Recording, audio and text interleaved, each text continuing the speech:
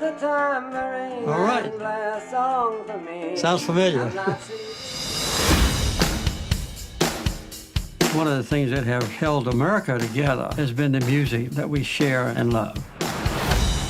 Jimmy Carter used music in a way that helped him in his politics. It had never been done quite that way. I'd like to dedicate this song to Jimmy Carter. I want to introduce to you the great Allman Brothers. Might be old man, I don't know. He was cool, he enjoyed our music, and he became a friend. When I first met Jimmy, first thing he did was quote my songs back to me. Bob Dylan has been one of my best friends, along with Willie Nelson. When Willie Nelson wrote his autobiography, he confessed that he smoked pot in the White House, and he says that his companion was one of the servants at the White House. Actually, was one of my sons.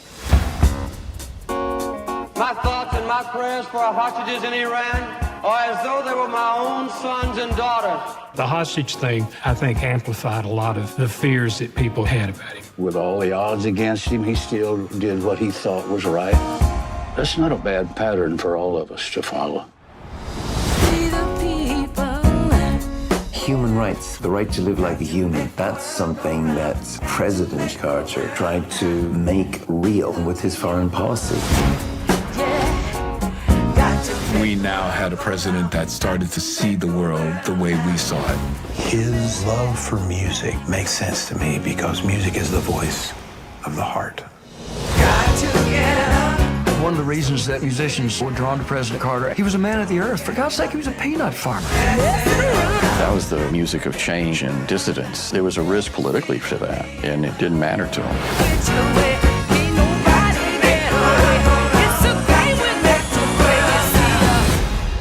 I think music is the best proof that people have one thing in common, no matter where they live, no matter what language they speak. Good everything. Good everything. Complicated. Good everything. Yes, but not complicated. I think it's simple. But not. Simple. I think you're right. Happy New Year, everybody. This is the 4th of January. But I think when you say, but simple, I think it's simple. What do you? We all have a life. We're breathing. We're here. Our commitment to this body and to this world is to make it a little bit better, to make ourselves a little bit better, to honor the humanity in other people, to see it, to allow space for it. Live and let live. I think the most simple thing. And listen to some good music. I mean, because it really does change the world in so many ways. So I think it's real simple. I agree with that. It's funny you use that example, live and let live. I was listening to you and Roderick yesterday and going through, the impact of various music and images and narratives and pop culture, as you do on Fridays, and giving your top 5 and then interviewing the sister. I thought that was fascinating. I hope you say some more about it in this space as well. And at one moment you said that we can improve the world. We want to change the world. We want to make the world we want to live in, and we can do that from where we are. In fact, that's the place it starts with. Wherever we are, we can make that world. That was just very powerful. And I think the life of James Earl Carter, the life of Jimmy Carter, demonstrates how somebody who believes that, really has it as an article of faith, can take that wherever they end up. The Georgia legislature, the Georgia statehouse, the White House, the world, but never beyond just that little, like that little ass living room that he's talking in the clip from that. That's in plain, that little house. They never moved anywhere else. You know what I'm saying? So yeah, I think what you said, it really resonated with me when you said, I said, yeah, you could just change from wherever you are. We're doing it though. The woman's name was Jessica Dukes, right? And it's ironic because, I spent the holiday catching up on all of the shows, reading some books, walking, drinking my water, just imagining what should come next. And not in a New Year's resolution sort of way, because I do it probably every month. But I watched this Earth Abides, and I had turned it off a few times because it was like what's going to happen? You know, because I'm a big Walking Dead fan. So I was like, oh, some horrible people going to come in and ruin this utopia. But a funny thing happened. First of all, this Earth Abides, which is on Amazon Prime, starring Jessica Dukes, centers a Black woman. So the world has ended. Some virus swept through, killed everybody. Maybe there's 1,000 people left. At least in America, there's only a handful of people left. Everyone who's there thinks they're the only person, and people are slowly trying to find their way to each other. So, you know, think about Mad Max, but not Mad Max. Think about the book of or whatever, Eli, but not that, because what's left is a Black woman and a geologist, this white guy who played in Vikings. If y'all like Vikings, I love the History Channel series. He played in that. He's a geologist. He got stung by a rattlesnake or bitten by a rattlesnake during this apocalypse and was in a coma for like a month. And when everybody was dying, woke up and everybody's dead. And so he thinks he's the only person. He sees a smokestack across the way. He goes to, and a woman is on the top of a roof with a gun. Like, what do you want, Black woman? What do you want? And what ensues is this love story, but also this love story to humanity. Adam and Eve start over, and it's a Black woman centering the moral compass of the world. And it's beautiful to see because it's exactly what should happen in the world. And in many ways, we're very equipped to do that, having been through and seen so many things, but still have a sense of humanity, and that there's a source that we should all tap into, that we all have in us, and it connects us. And there should be a connection, because she writing her address, like, come see us. And I was like, no, ma'am, no, don't do that. Don't tell the people to come, you know. But, you know, we had that discussion too. I said, would Jessica do that? She said, no, Jessica would not do that. But I understood the character's desire to want there to be a world where we could all, they had food, water. I mean, they had everything they needed and each other. So it made me smile. Yeah. And talking to her about it. And on another note, you know, I noticed that she was following me on Twitter. So I reached out, which is why I'm still on Twitter for a couple of reasons. Made a decision not to leave. Now you don't get that. You don't get any place. You don't get a sundown town. Like let me just tell you, I doubled down on who I am this last couple of weeks. And I'm somebody that I'm not playing with y'all. No. And I'm built for a fight. So you want to fight? I'm not looking for it, but it's here. It's here for you. I don't display that, but I'm definitely equipped for that. But I was like, why is there a sundown town anywhere? No, you don't get to tell us where we can't go. You don't get to have any space on this earth that we can't be, where we're going to be afraid to be. Yes. So I was like, ooh, zeroing in on that. But in the midst of that, you know, I was like, Elon doesn't get Twitter. No, this is where I'm connected with people, and you're not going to take my name, image, and likeness. You're not going to have, no. And I'm still going to have the space that I want to have, because I am free and intentional. That's right. So I reached out to her, and she was following me. I was like, how does she even know who I am? Okay. And I invited her on. She was excited to come on. I was like, okay. So we had her on. It was beautiful. And there's not much about her online, which I was like, that's beautiful. She has figured out how to be an actress in Hollywood. She was in that Ozark TV show. Yeah. She's now on this. She's going to be in The Gilded Age. And she gets to live her life. This is her craft. This is what she loves to do. You talked about the stage the way that true actors talk about the stage. I love how y'all had that conversation about the stage. That's where acting takes place, the stage, right? And she said, "I'll never leave the stage." I love it. But the fact is, you know, we both experience this to some degree. People put folk on pedestals for being. Therefore, instead of, you know, and not that we shouldn't praise, and we should be happy for the talents. I hope we will talk a little bit about Luther Vandross today. Oh, we have to. You know, Beyonce, whatever. We raised it up. You said 1A was Luther Vandross, never too much. If y'all haven't seen it, you got to see this. Man. but yes, we can celebrate the talents and gifts that people have come here with, but we've all come here with gifts and talents that should be celebrated. Like, we should be seeing each other that way, right? And the fact that Jessica Dukes is an amazing, incredible actress and a good person and all, that's great, you know, but we shouldn't be idolizing folk. We're all here to do a thing. So I was just like humbled that she was following me, but at the same time, I was like, yeah, we should be following each other and bringing each other on our platforms and enjoying one another's gifts and sharing with the world what we were put here to do, and which is what we do on Saturday. And I was just very happy to be in a space that I actually imagine, so when I talk about creating a world you want to live in, I'm in that world with you. Are in that world. I'm in that world with you. Yes, I am in it with you. And the fact that we share this with as many people as we can is an invitation to make that world together. And we are in their world right now. And that's, what else is there?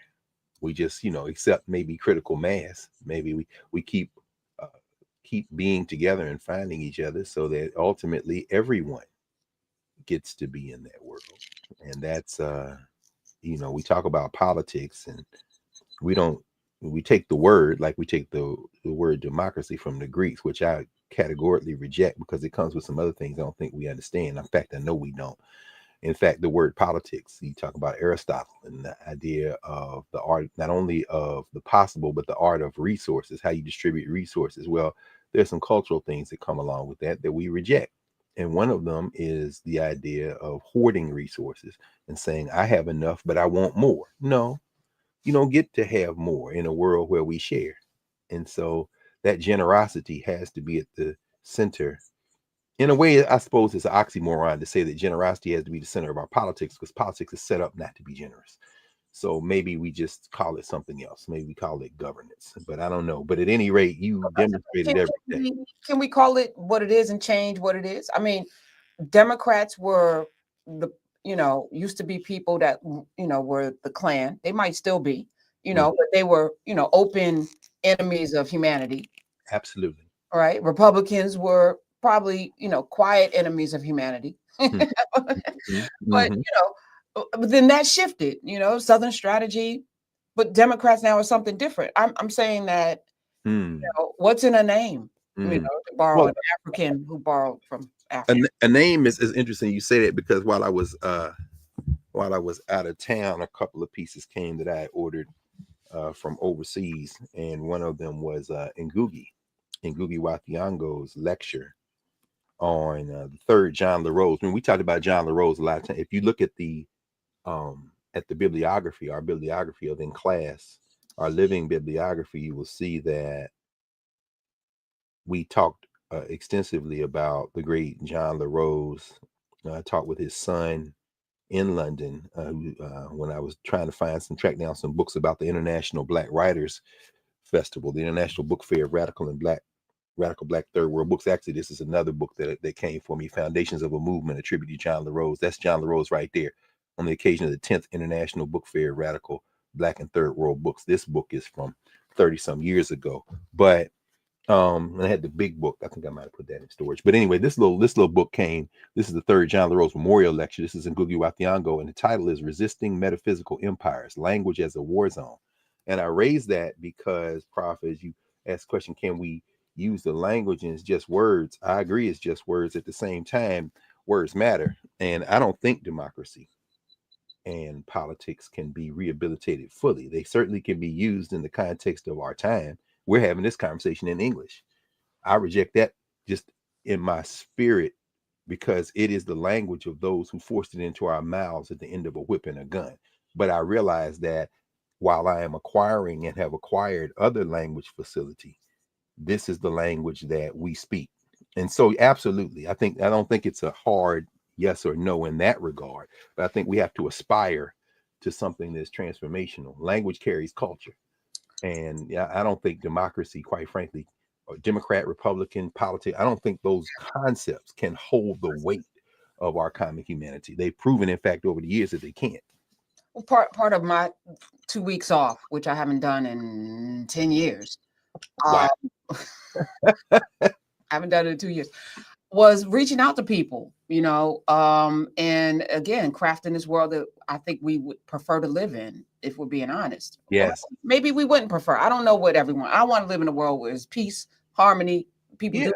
We don't have to agree on everything, but we can agree on some things and leave people alone. I want to live in that world where people are not bothered and unbothered at the same time.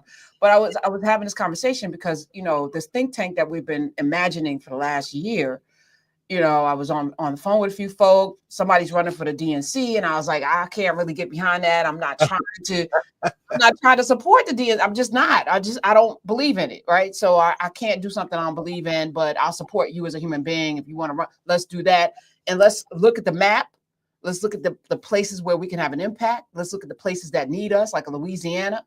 Yes. And shout out to all the people in New Orleans who are in pain and suffering for absolutely for that act of horror. I can't imagine. But that speaks to, again, the child burning down the house for warmth. Like there's something going on in this world that we must fix internally and then create this critical mass of humanity where there's a standard of how we treat each other. And that was the lesson in Earth Abides. It's we get to set the standard. No, you can't come in here and do whatever you want. That's right. Oh, it's a free country. Okay. That's right. But here, you're free to be a human. And what that means is you're going to treat each other with respect and dignity. If you can't do that, go out there and find your tribe. And that's what my message is on. Find the people, the people that you like to knuckle drag with. Find those. Yeah, fine. You're not doing that here.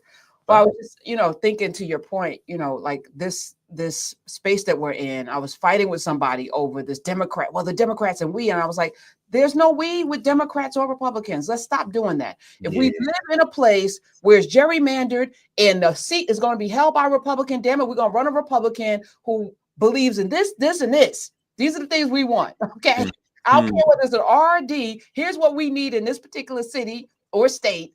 And I don't care if it's an R or D. Stop doing that. And it took about an hour for this person to, so what about Florida? I was like, yeah, Florida, if you're in a gerrymandered place in Florida, we're running a Republican. Matter of fact, let's run a white person who's like, name somebody that's a good white, John Brown. Let's run a John Brown type white man, because, everybody get behind that and go psych when he's in, because who cares, right? So which is what, we saw that with, what's that clown's name with the artificial injections in her chest to, Nancy Mace. Right? I'm sorry. In South Carolina, I mean, this whole idea, you run as one party and you get in and be like, oh yeah, that wasn't what I was trying to. That wasn't what I was trying. Yeah, no, I got. You know how hard that is for people to conceive. It was wild to me. I was like, okay, that's real simple. I tried this in 2015. I got cussed out. This is not. Well, why do you think that is? Because we have attached ourselves like barnacles. It's like attached ourselves to things that don't feed us, and it's culture. It's like ingrained in us. Well, my mama was my mama was a Christian. My dad, and when you ask people what they are what they've been taught that they are. They haven't been given the time to think about, what does this serve me? Is this valuable? Is this helping? And it's like, no, I live somewhere. I'm in a gerrymandered district. No Democrats ever winning here. Why am I beating and fighting to be?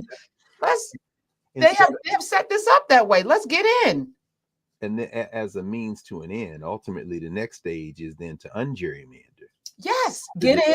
Yeah. Listen, how are we getting rid of the freaking electoral college? We're gonna have to elect people who are gonna go to Congress with that as needed. Right. How are we getting rid of Citizens United? Well, we're gonna have to elect people who are gonna put people on the Supreme Court who are there's exactly right. It's math, right? So and it's vision. It's vision and it's strategy and tactics. People confuse those. Yes. Yeah, you're laying out very beautifully the distinction, because you have a vision. Now, how do we get there? I'm not going to do no. You're putting the cart before the horse. You got to start here to get where you're going. But if you don't have a vision, then you're going to cling to the familiar, and that's a very powerful lesson. And so eventually, you say the light bulb went on. Was that? Yeah. And then I got a plan, because I was like, let's not make this difficult. Give us 3 things that we could all get behind. Can we all get behind? Everyone should have health care, not have to fight insurance companies. There you go. You done set the table. We don't agree with that. Nobody should be losing their lives. But there's a problem if I need surgery and somebody in an office has an algorithm to tell me I can't get surgery and the doctors got to fight and I got to fight. No, you're there to ensure that I get health care. That's right. Let's fix that. And I think everyone can agree, right? So that nobody else gets killed and nobody else gets harmed and nobody else dies Can we fix this healthcare thing? Yes, I think we can. We can fix it. We can fix it. Yeah, culture plays that formative role. You really, and that's an internal conversation. The fact that you didn't leave the conversation demonstrates the commitment to our common humanity. We're going to, I mean, again, I'm thinking about Marie Kelsey, you know, let us agree to agree. You wouldn't leave. You wouldn't say, oh, no, okay, we can just disagree. No, what can we agree on? And from there, we can work out the rest of it. We've got the agreements. Let's attach the other things that you think we disagree on. Let's attach them to the things we agree on. And you might find out that we actually agree on maybe all of it. And the things we don't agree on are minor. Yep. Yeah. And that to me is a lesson that this little quarter of a week we have, not even a week now, 5 days from now, the funeral of Jimmy Carter will be here in DC. It gives us an opportunity to reflect on it, maybe for the last time in terms of U.S. electoral politics, at the federal level. And for me, that's okay. But I understand why it's not okay for a lot of people. I mean, I don't have to live in the United States. I think that's why I'm going to watch this series, because as you all were talking yesterday, you know, and I'm putting it a different way, but essentially the apparatuses we think we can't live without are illusory.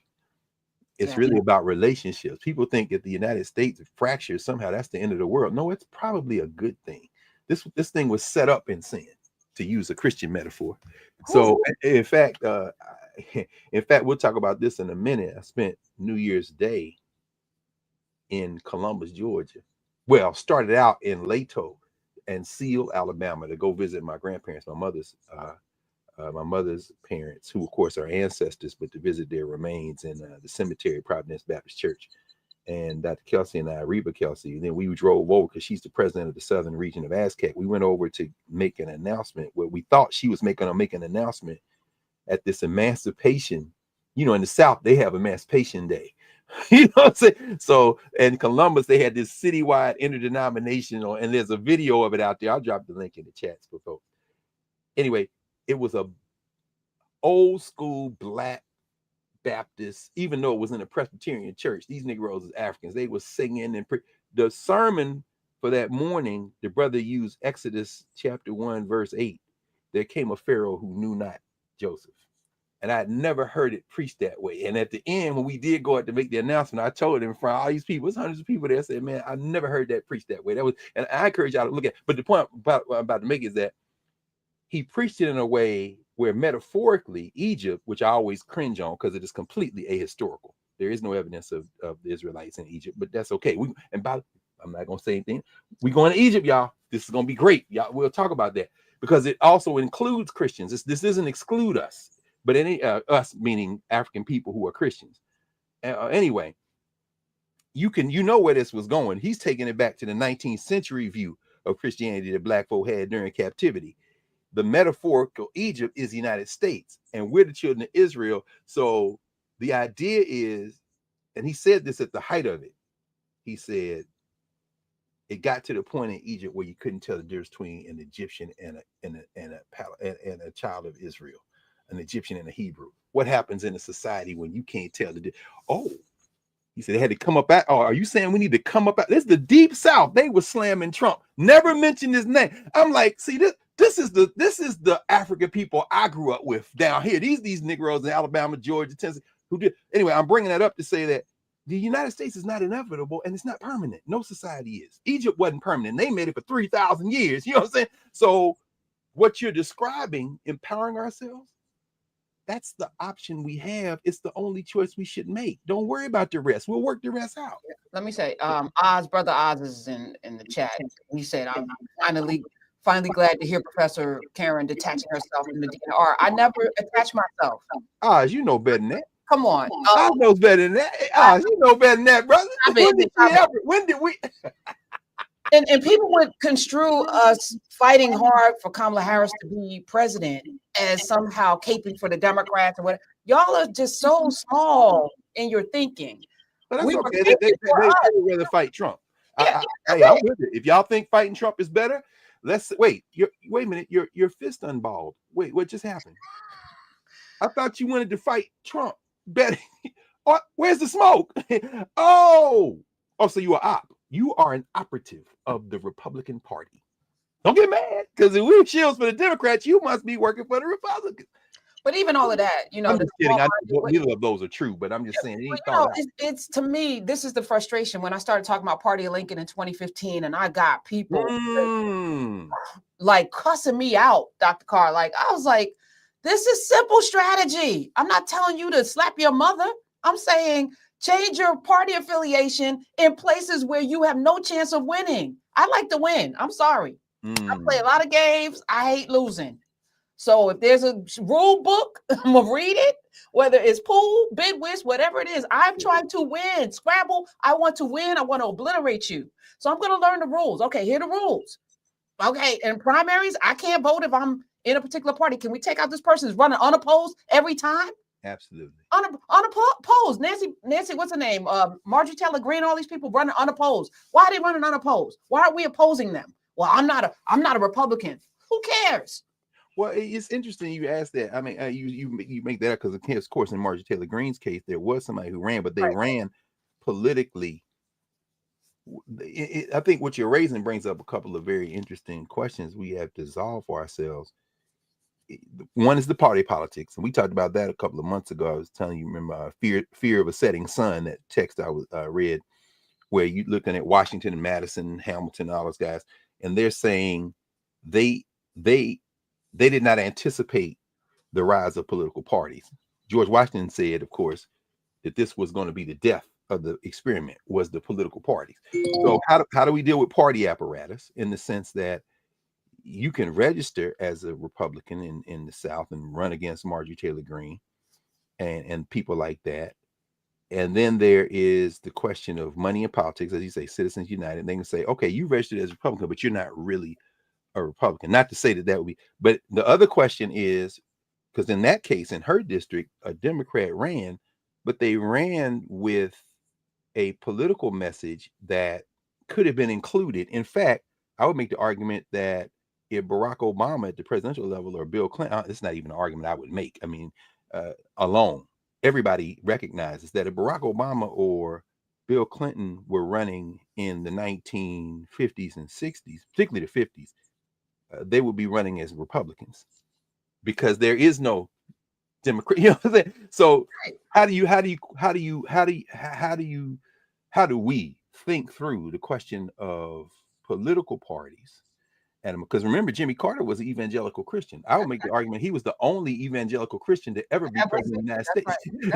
Right. He's a true evangelical. You know what I'm saying? So I mean, how do we grapple with the party apparatus? This is why we know it doesn't matter. But you're talking about the machine, right? The DNC and the RNC, and who puts the money in. Absolutely. But if correct me if I'm wrong, it's people getting to the polls that make the difference. Oh, no question about it. Okay. So if because I've looked at the map. I'm on Ballotpedia. I'm looking at the primaries, right?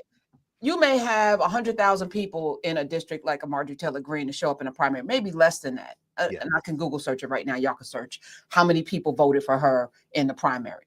And like I'm just using a round number, 100,000 people. Can we get 100,000 people in that district to show up for the person that we're running against? And then what does that require? Because right now we're in 2025.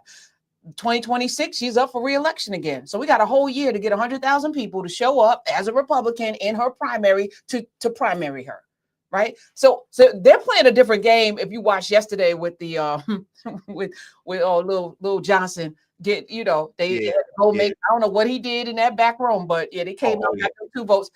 But they're playing another game that we ain't got nothing to do with. We're gonna mind our business, let them fight, right?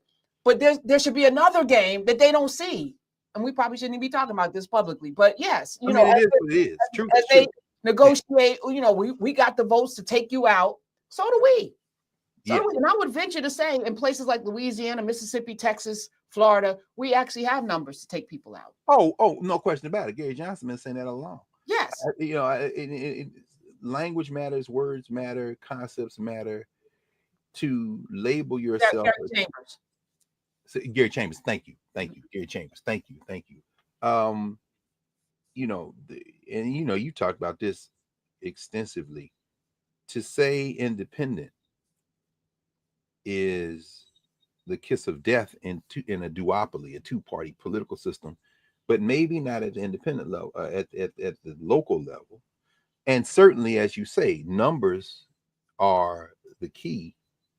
It wouldn't matter what the label was if you can get the numbers. And of course, and then that speaks to I'm going to use the word lazy, but I know that it's ironically, it's a lazy word to use.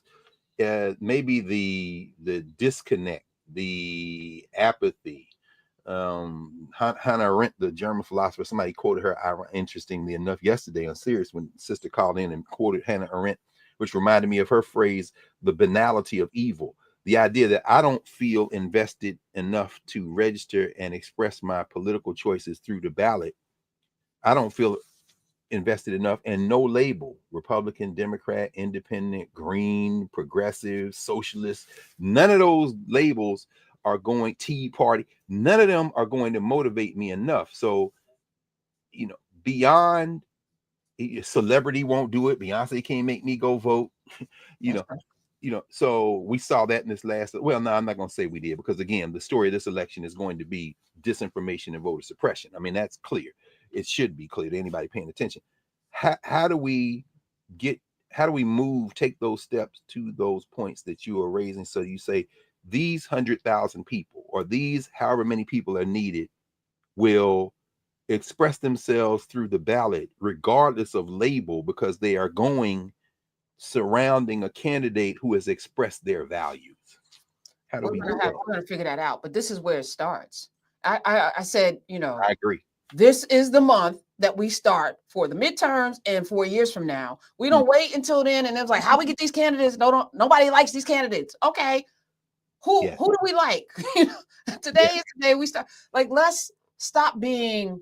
And I hate this because this is not who I am. So it's frustrating living in a world where so many people abdicate their power to everybody else, and then they complain.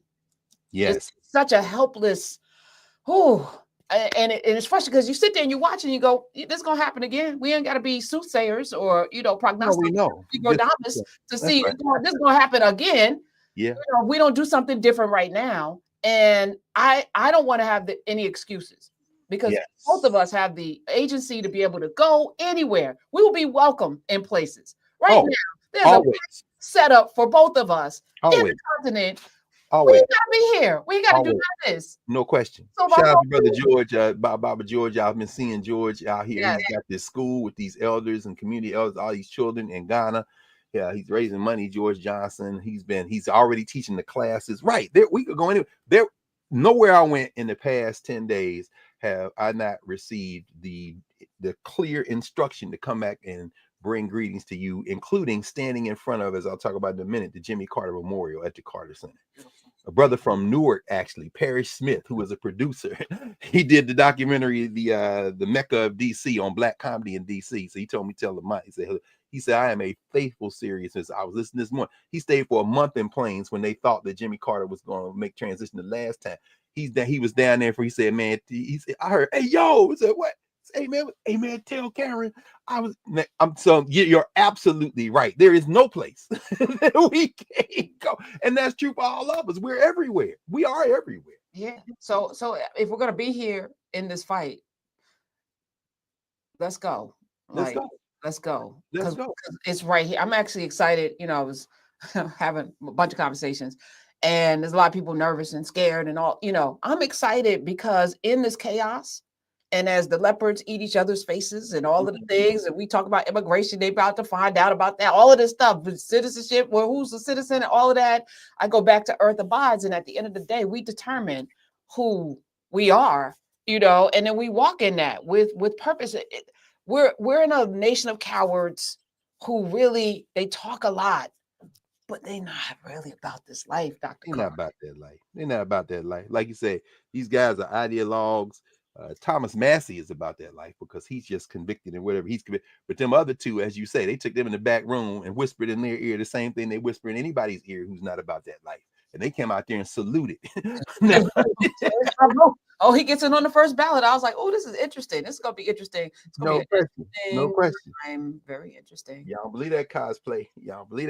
And thank you, Zan, in Nubia chat for reminding us, the brother who ran against Marjorie Taylor Greene in the last election cycle. Sean Harris is a proud Tiger, Tuskegee University. Golden Tiger, not to be confused with the other Tigers, the Tennessee State Tigers, the Jackson State Tigers. He's a Golden Tiger of Tuskegee. So, and he made inroads. But yeah, we have to battle this apathy, however we battle it. And speaking of Tigers, I'm repping the Tigers of Carver. But yeah, go ahead. I was saying the primary. Sean was a Democrat, right? He was Democrat. Oh, you saying do it primary? Primary her. I agree. Ran in the 13th district. And got 56,000 votes because I just looked it up. She didn't even get 100,000. She got 56,932 votes in her primary, and nobody ran against her. We can't get 57,000. We can't get 58,000. We can't 60,000 votes in the district that she's in. We can't find 60,000 votes. I think you just, Prof, thank you for clarifying that. And for me, anyway, I should have made that connection. But thank you for articulating it for anyone who would be unclear. That is a strategy that should immediately be implemented. Absolutely. Oh my gosh, it would create political chaos. And as you say, it is the playbook that is now being rolled out in places where there is no chance at all for Republicans to win, in the Deep South in particular. I'm thinking of places like Dallas, where they recruited a Negro to be the mayor of Dallas, who ran under the D, but is very clearly a wholly owned subsidiary of the R. And that's right. I just did dirty math. I went to the census. There's 765,000 people in her district. Mm-hmm. That's correct. Mm-hmm. 91,000 of them are Hispanic or Black, I think. There's enough people who are eligible to vote, and she only got a handful of those votes. Oh, no question. Which means the majority of people don't even F with her in her own district. Oh, no doubt. No doubt. Didn't show up. Well, there's the apathy. They don't even engage. Right. That's exactly right. So I'm saying, let's blow it out. Let's say 100, let's target 100,000. I came up with that number. I think it's spiritual. Okay. 100,000 people in the 14th district of Georgia in 2026. Primary this footed, yeah, big question. No question. Triple B's, all of the B's. Let's primary her. We can add 2 more B's. Bam Bam. Bam Bam from, the Flintstones. She kind of reminded me of Bam Bam a little bit. Anyway. At the very least, she'll have to show up for her. She'll have to fight in the primary. Oh yeah. They had to spend some money they wasn't going to spend. No question about it. All right, that's all. I just want. No. That is critical. That is crucial. And folks, look at here, both chats, folks warming to that, because that's the strategy. We have to have that strategy. We have to be relentless in that. And so, yeah, thank you for making sure I understood, and whoever else didn't catch that understood. I think that shouldn't even be a point of contention. Run all the time, run everywhere. And for those, don't wait, Dr. Jill Stein, don't wait. Anyway, I'm not going to name any other names. Don't wait unless you're an agent of chaos, and that is truly your vision, and I suspect that that's the case. Or somebody that needs money. Dr. Carr, don't. Oh, absolutely. Do not underestimate the need for money that people have, and running for office is lucrative. So the reason why these folk drag their knuckle ass out every 4 years with no chance of winning, they collect so much cash, and then they go back to their caves. It's money. This is a money grab. No doubt about it. Trump ran the first time for money. No doubt. And we have the resources. We have the resources to roll over these folk. And you're right. It is a great resource for those resources. A great resource that feeds those resources is the non-material resource, is the cultural, the spiritual. We talk about our ways of knowing resources. And like I said, I mean, sitting there New Year's Day, as we were sitting there, and I went to church the previous Sunday with the Kelseys, Bob and Reba, Mama Nyambi, and Reba and myself went. And I told Reba on Wednesday, when we were sitting in Columbus, having gone to Atlanta and be at church in Atlanta, I said, I've been to church more in the last 2 days than I've been in years, and that I will be in years. I think I'm good for the next decade, but at any rate, but while there, what you recognize is what you're saying. I mean, the foundation for our politics has always been our culture.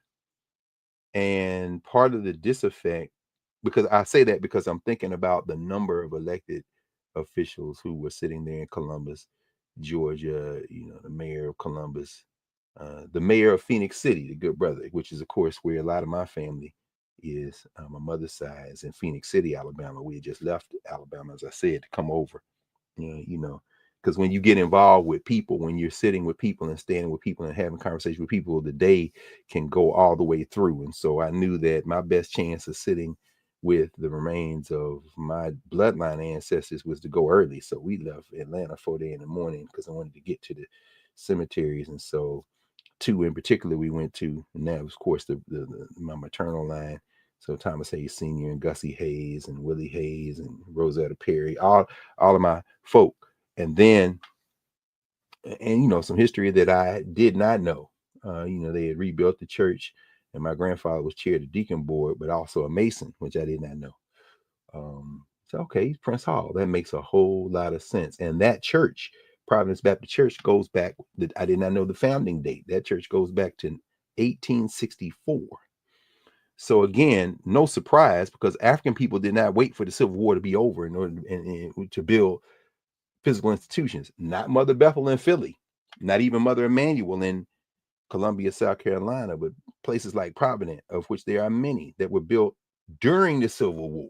These Negroes are remarkable, and they didn't get a dime, didn't get a flat penny from white people. Looking at the cornerstone of the church, which was then rebuilt in the 1960s. 1966, they began to rebuild, finished in 1970. My grandfather made transition in 74. So I remember him clearly, even from the early days when, as I told him standing there at his gravesite, okay, my first dope pusher with just coffee and sugar, but that's all right. I'm very happy to be here to pay respects. But they were not only Masons and Order Eastern Star in their rituals, not only Deacon's Board and Mother's Board, like my grandmother's, my mother's mother, Gussie. They, in the case of these brothers, were physical Masons. They built that church with their hands. So, I mean, the idea that we can't do it now is an affront to those ancestors.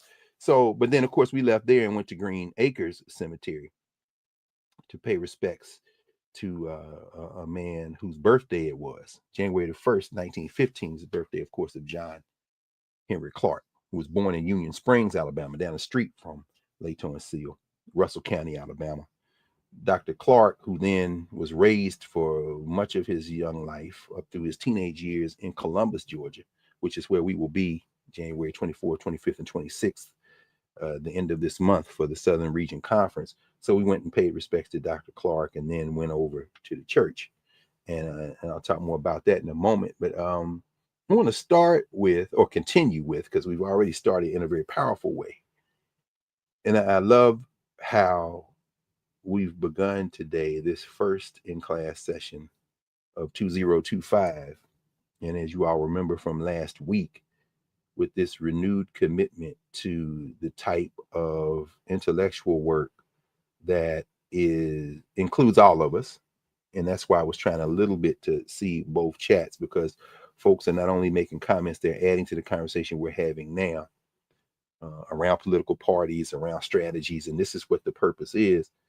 A recommitment, not a recommitment as much as a kind of very deliberate focus on doing this all-inclusive thinking work, because that's what we can do here for these limited moments we have on Saturdays, for the moments we have. And check out, of course, our sister who will be with us tomorrow in Nubia, the great Sunyata Amin. I saw it posted there. Maroon's Medicine Chest will be there tomorrow, and all of the convenings that we had. We'll be back Monday night, and I'm waiting. I got 3 days until soundtrack for to a coup d'etat shows up in the mail, at which point we're going to watch that in Nubia and Refill. I'm going to mention something else we already watched in this context. So, in that momentum of convening, this recommitment, this reiteration, this laser focus on adding in our moments together in this metronome that we've established, a standard aspiring to cleaving to that standard of deeper thinking work anchored to the thinking work that has taken place before, and feeding that vision, Prof, that you really have that feeds into the strategies and tactics you've outlined this morning is very important. So we were sitting on Sunday with Baba Mariba Kelsey, who's working on a manuscript that will be out before his 100th birthday in June. And this guy, I don't know where he gets all this energy, but we're sitting with him. He's already drafted most of it, and he was asking us for our comments. So we're spending hours with him. We left church, came back over to their house, and now we are sitting there going through the pages. And at the heart of his thinking is this clear challenge to achieve unity. He's always been about unity. Ever since I met the Kelseys back in the 80s when I was in law school in Ohio. And that's where they were at the time, Columbus, Ohio. The African Center for Study and Worship, unity at the core of all of this man's thinking. And as we are listening to him and responding to the written pages we'd had time to read and digest, now we're in conversation. This central theme animating this manuscript, this his latest book, is this internal struggle in our communities. The kind of thing that, interestingly enough, Prof, you've illustrated by the example of being in conversation with somebody who didn't understand until they did, and then it came. And that's also at the core of his thinking. Can we agree to agree? Let us agree to agree. And to get there, we're going to have to be in conversation. There has to be some unity of attention, some unity of kind of a generosity to allow us to think with other people. And so there's this fight. He uses the metaphor of war. There's this internal war, this internal conflict that precedes any other conflict, like a political combat, like electoral politics, or as we move into 2025, certainly with the tragedies that we see in New Orleans and what we saw in Las Vegas and what we see, there was a shutdown of highways in South Carolina. Does this truck have bombs on it? I mean, increasingly non-electoral politics, since people have decided at a critical mass they don't want to participate in the ballot, then it looks like it might have to be the bullet, not because we want the bullet, but because it seems that more and more people have decided not to do it non-violently. And so whatever those content, and by the way, John Kennedy, you fake ass senator out of Louisiana, don't put your hands on black women when they standing at the podium. Troy Carter was being generous, Congressman Carter, but there may be others who will put their hands on you, my friend, particularly since you have been part of this irresponsible, sloppy rhetoric that foments the kind of violence that, this sister was an FBI agent. She is a special agent. She was describing what was going on, and you decided that you needed to slide your fake foghorn leghorn ass over to the podium. And so you're going to put both your hands on both her shoulders. And, you seem perhaps to have forgotten what usually happens when you put your hands on black people. So don't dance like that, baby. Or no, I'm sorry. I apologize. Let me not get animated. Perhaps you should keep doing exactly what you're doing. Yeah, maybe that's the best option. So at any rate, we're sitting there and we were going for hours. We did not know that James Earl Carter had made transition. And, we're sitting there planning and talking about the Southern Regional Conference, the ASCAC conference. We're sitting there talking about all kind of other things. We're talking about this manuscript. And so only later that evening did we discover that Jimmy Carter had made transition. And so let me take a second here and put the information for that conference. I think some folks have already done it in both chats, but I want to make sure that everybody has it, because it's a virtual conference for those who can't make it, but it's also an in-person conference. We'll be there, and I'm gonna talk more about that in a minute, because again, there's a commitment there as well. And Dr. Hood, I'm gonna talk Dr. Hood. We met with him for several hours after we left the church on Wednesday. So we talked about James Earl Carter a number of times. And if you go into our bibliography, for those of you in Knarrative, if you go through the living bibliography from in class, from our sessions, of course, we talked about peace, not apartheid, as the killers of the Israeli Defense Force continue to do what they're doing. That was in session 188, session 194, session 205. 5, where we talk directly about Jimmy Carter's discussion of the peace, not apartheid. And we know, of course, all the news reports are talking about, and you see the clips over and over again of Carter with Menachem Begin, the Prime Minister of Israel at the time, and Anwar al-Sadat, the president of Egypt at the time, shaking hands there at the White House after the Camp David Accords are reached. And Carter, until the day he made transition, and he wrote about this and talked about this, in particularly more than writing, he talked about it, that they had reached what he and the world knew was a very important step toward peace. And Begin went back and reneged. It wasn't Egypt, it was Israel. And this from an evangelical Christian who embraced Israel and Israel's right to exist in Carter's mind, in his actions. So Israel reneged. Begin reneged. And Carter said, and if you read Peace, Not Apartheid, it's there, that apartheid is inevitable when you deny the basic human rights of other people in this context. You're going to have to create an apartheid regime. Israel says it's not an apartheid regime, and they have the right to say that because they have mouths and breath and they can speak. It is, of course, absurd and a lie, an outright lie. And that's not a question of opinion. That's a question of material fact, as our brother Ta-Nehisi Coates has outlined most recently in his book. But Carter called it. Carter said, if you do this, if you renege on this after you've signed this, then this is where it's going to end up. He wasn't being a prophet. It's logical.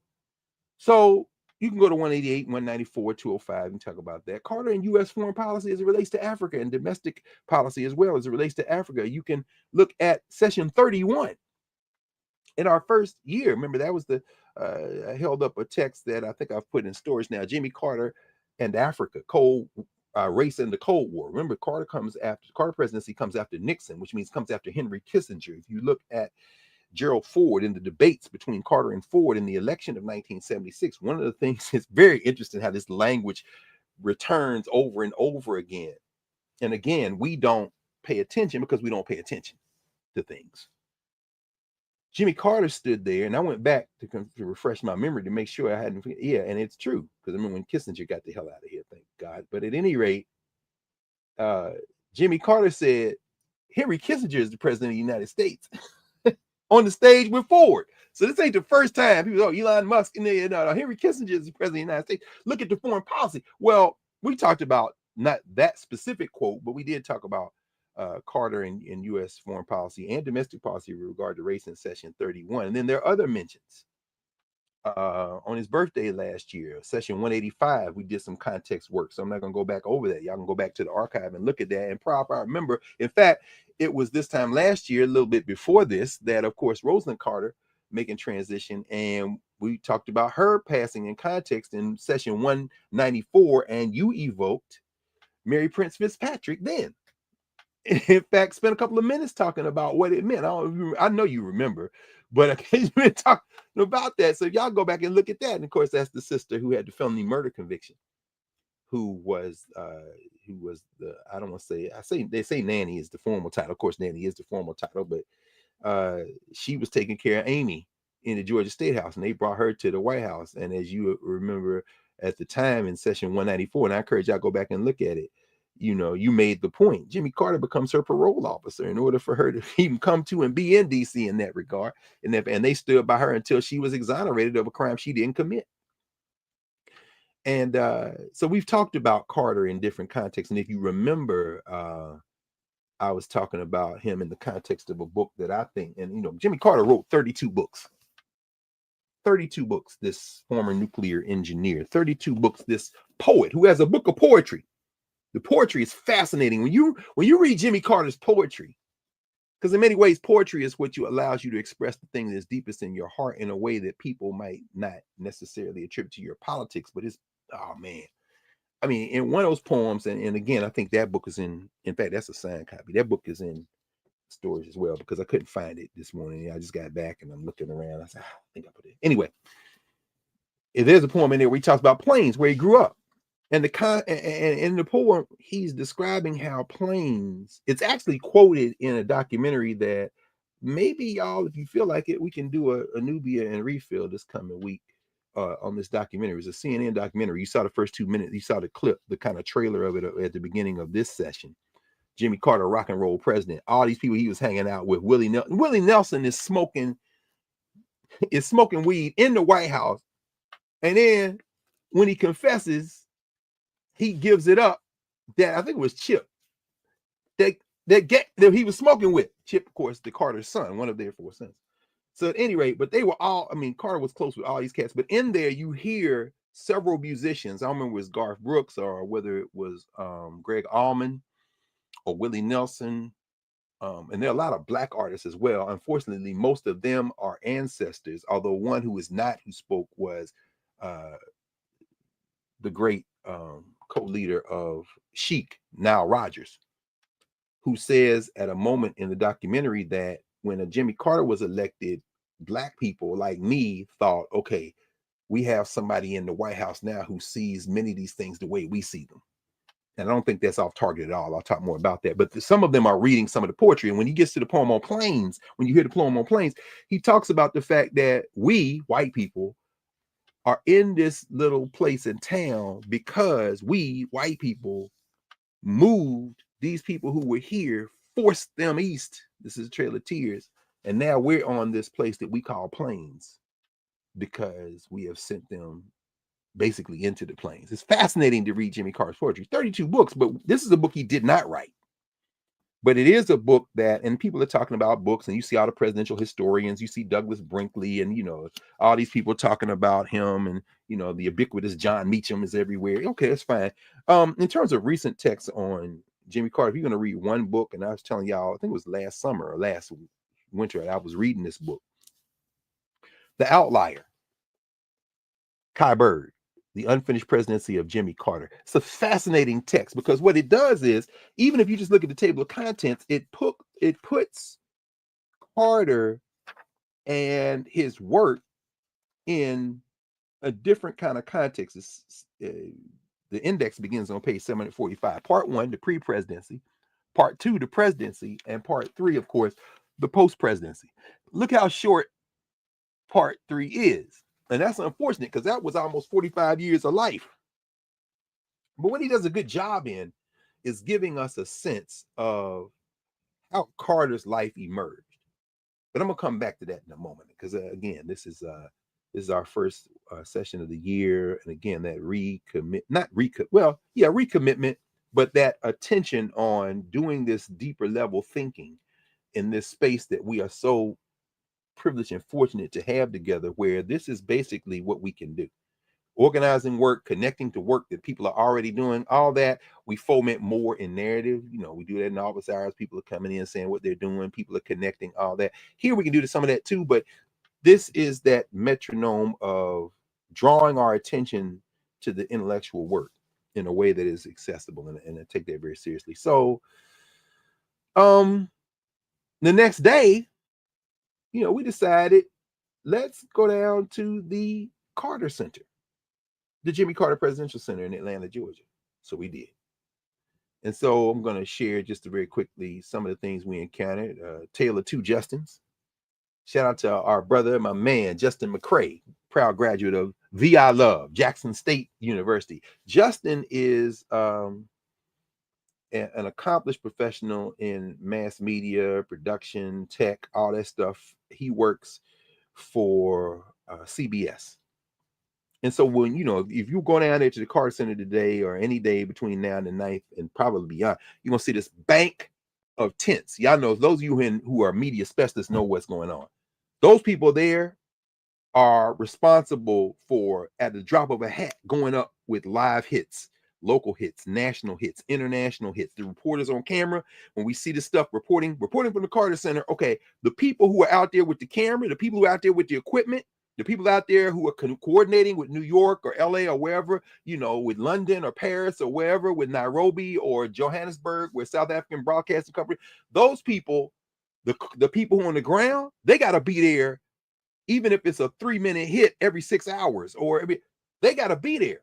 So Justin, by the time we walk up on the Carter Center the next day, we see Justin. I'm just looking for black people to talk to, because I want to tell us about these tents. And we walking up. Here go Justin. He's with the sister who's the on-air talent. And then another brother comes. If you seen a black man on CBS the last week talking from the front of the Carter Center, that's what I'm talking about. The brother came up later, had a nice kind of purple suit on. I'm like, bro, you kind of sharp. In fact, I don't want to say they clowned him a little bit. It was very interesting. They were saying he was looking sharp. They weren't clowning him. Anyway, so I see the brother, and he got a J. I know the J cap because that's the unmistakable baseball cap from Jackson State University. That's the one that Coach Prime used to wear all the time, that J. Hey, brother, what's going on? So he starts talking. He said, man, I've been here since midnight. By then, it was like 2 or 3 in the afternoon. I've been here since midnight. What? Damn, for real? Oh, yeah, man. We got to be out here. So we started talking. He said he and his family, he said, I was on vacation. He said, I was in your hometown because we got to talking with each other. You know, we Tigers. I'm Tennessee State Tiger. He's a Jackson State Tiger. He's talking about the Memphis. We talking about the Classic. He's introducing us to all the other folks. Now we're having this conversation about mass media. So, and this coverage of this Carter Center. He said, we had a whole place in CBS. And he said all the networks had them where the equipment, everything was already set up in the mothership office, and it had a label, Carter. Right. So they've been on this watch forever. That's why the New York Times could do that extensive obituary we read through on Monday night in office hours and kind of went through bit by bit. That's why they could have it immediately. Why? They wrote that obituary years ago, and they just keep adding to it. Well, the networks had the equipment set aside. Carter, what? He's gone. Boom. So we talked. He said, man, I was on vacation, man. I was taking a few days, holidays, with my wife and kids. I mean, I was in your hometown. He was at the Gaylord Hotel, Opryland, this kind of thing. Dolly Parton, by the way, is featured in that documentary as well. The Chinese ambassador, they've come to the United States to negotiate. This is during the Carter presidency because, of course, Nixon went to China and famously this kind of thing. So the ambassador comes to the United States with Carter. Under Carter. So they ask him, is there anything you want to do while you're here in addition to this work we got to do to continue to open up these two countries? He said, yeah, take me to Nashville. What? Nashville? Yeah, I want to go to the country music capital of the world. No problem. So there's this scene where in the documentary where the Chinese ambassador's down there, Loretta Lynn is singing. It's fascinating to watch this. Carter used music and diplomacy better than any president. And there are critiques of that because that's also soft power. That's why we're going to watch soundtrack to a coup d'etat because they used black musicians, Louis Armstrong, Dizzy Gillespie, and others, as they were unfolding the brutal foreign policy of the Eisenhower administration. Eisenhower, the one put the hit on Patrice Lumumba. We'll talk about that too as well. By the way, Jimmy Carter, to the day he died, made the point that in my presidency, we never shot a bullet, never dropped a bomb. I never sent no troops anywhere. Peace was at the center of my thing. That don't mean he was soft. The guy was a military guy, Navy guy, nuclear engineer, nuclear submarine guy. So let's not romanticize James Earl Carter. Foreign policy, Democrats and Republicans are basically the same. But in terms of what he had as a way of knowing, peace was at the center of his thing. Even though he was riding atop the greatest killing machine in the history of humanity, and he wasn't afraid to use it for diplomacy, he didn't use it overtly to go out and kill people. Although, we could talk about the deeper underlying tensions that every U.S. president is going to have to face. But I brought that up in the context of what I'm saying now to say that, as I said, Justin was there. He's in his own vacation.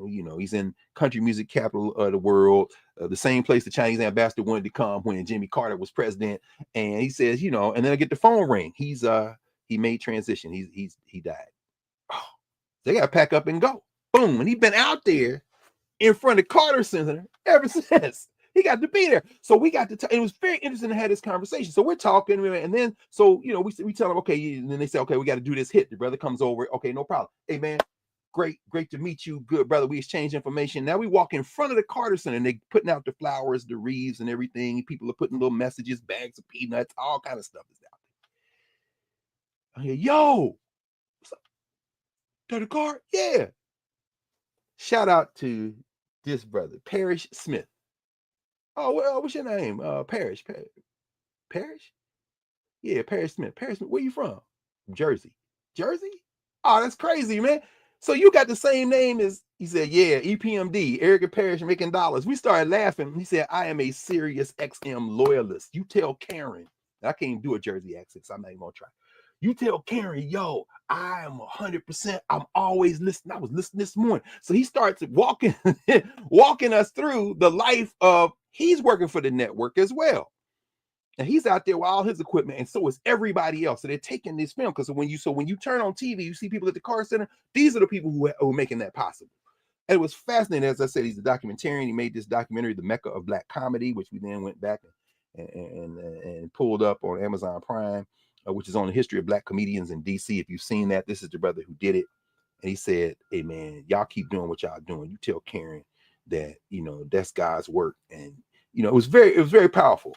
Very powerful moment. So as we're talking, this white dude walks up with this blue helmet, the ubiquitous, the famous, the unmistakable plastic blue helmet of Habitat for Humanity. And he's got this whole gaggle of media trailing him. So we get out of Paris's way because Paris, he got to go to work now. We stand up inside after we done gone and looked at the shrines and all this kind of thing. Turns out that was Jonathan Reckford, the CEO of Habitat for Humanity. People been coming all night. So Reckford comes and they stage it. He's standing there, and then you hear people whispering. You see people whispering in his ear. And then he walks and he places the blue helmet on the shrine in front of the Carter Center sign. He stands back and reflects a little bit, turns around, comes back. They start interviewing him.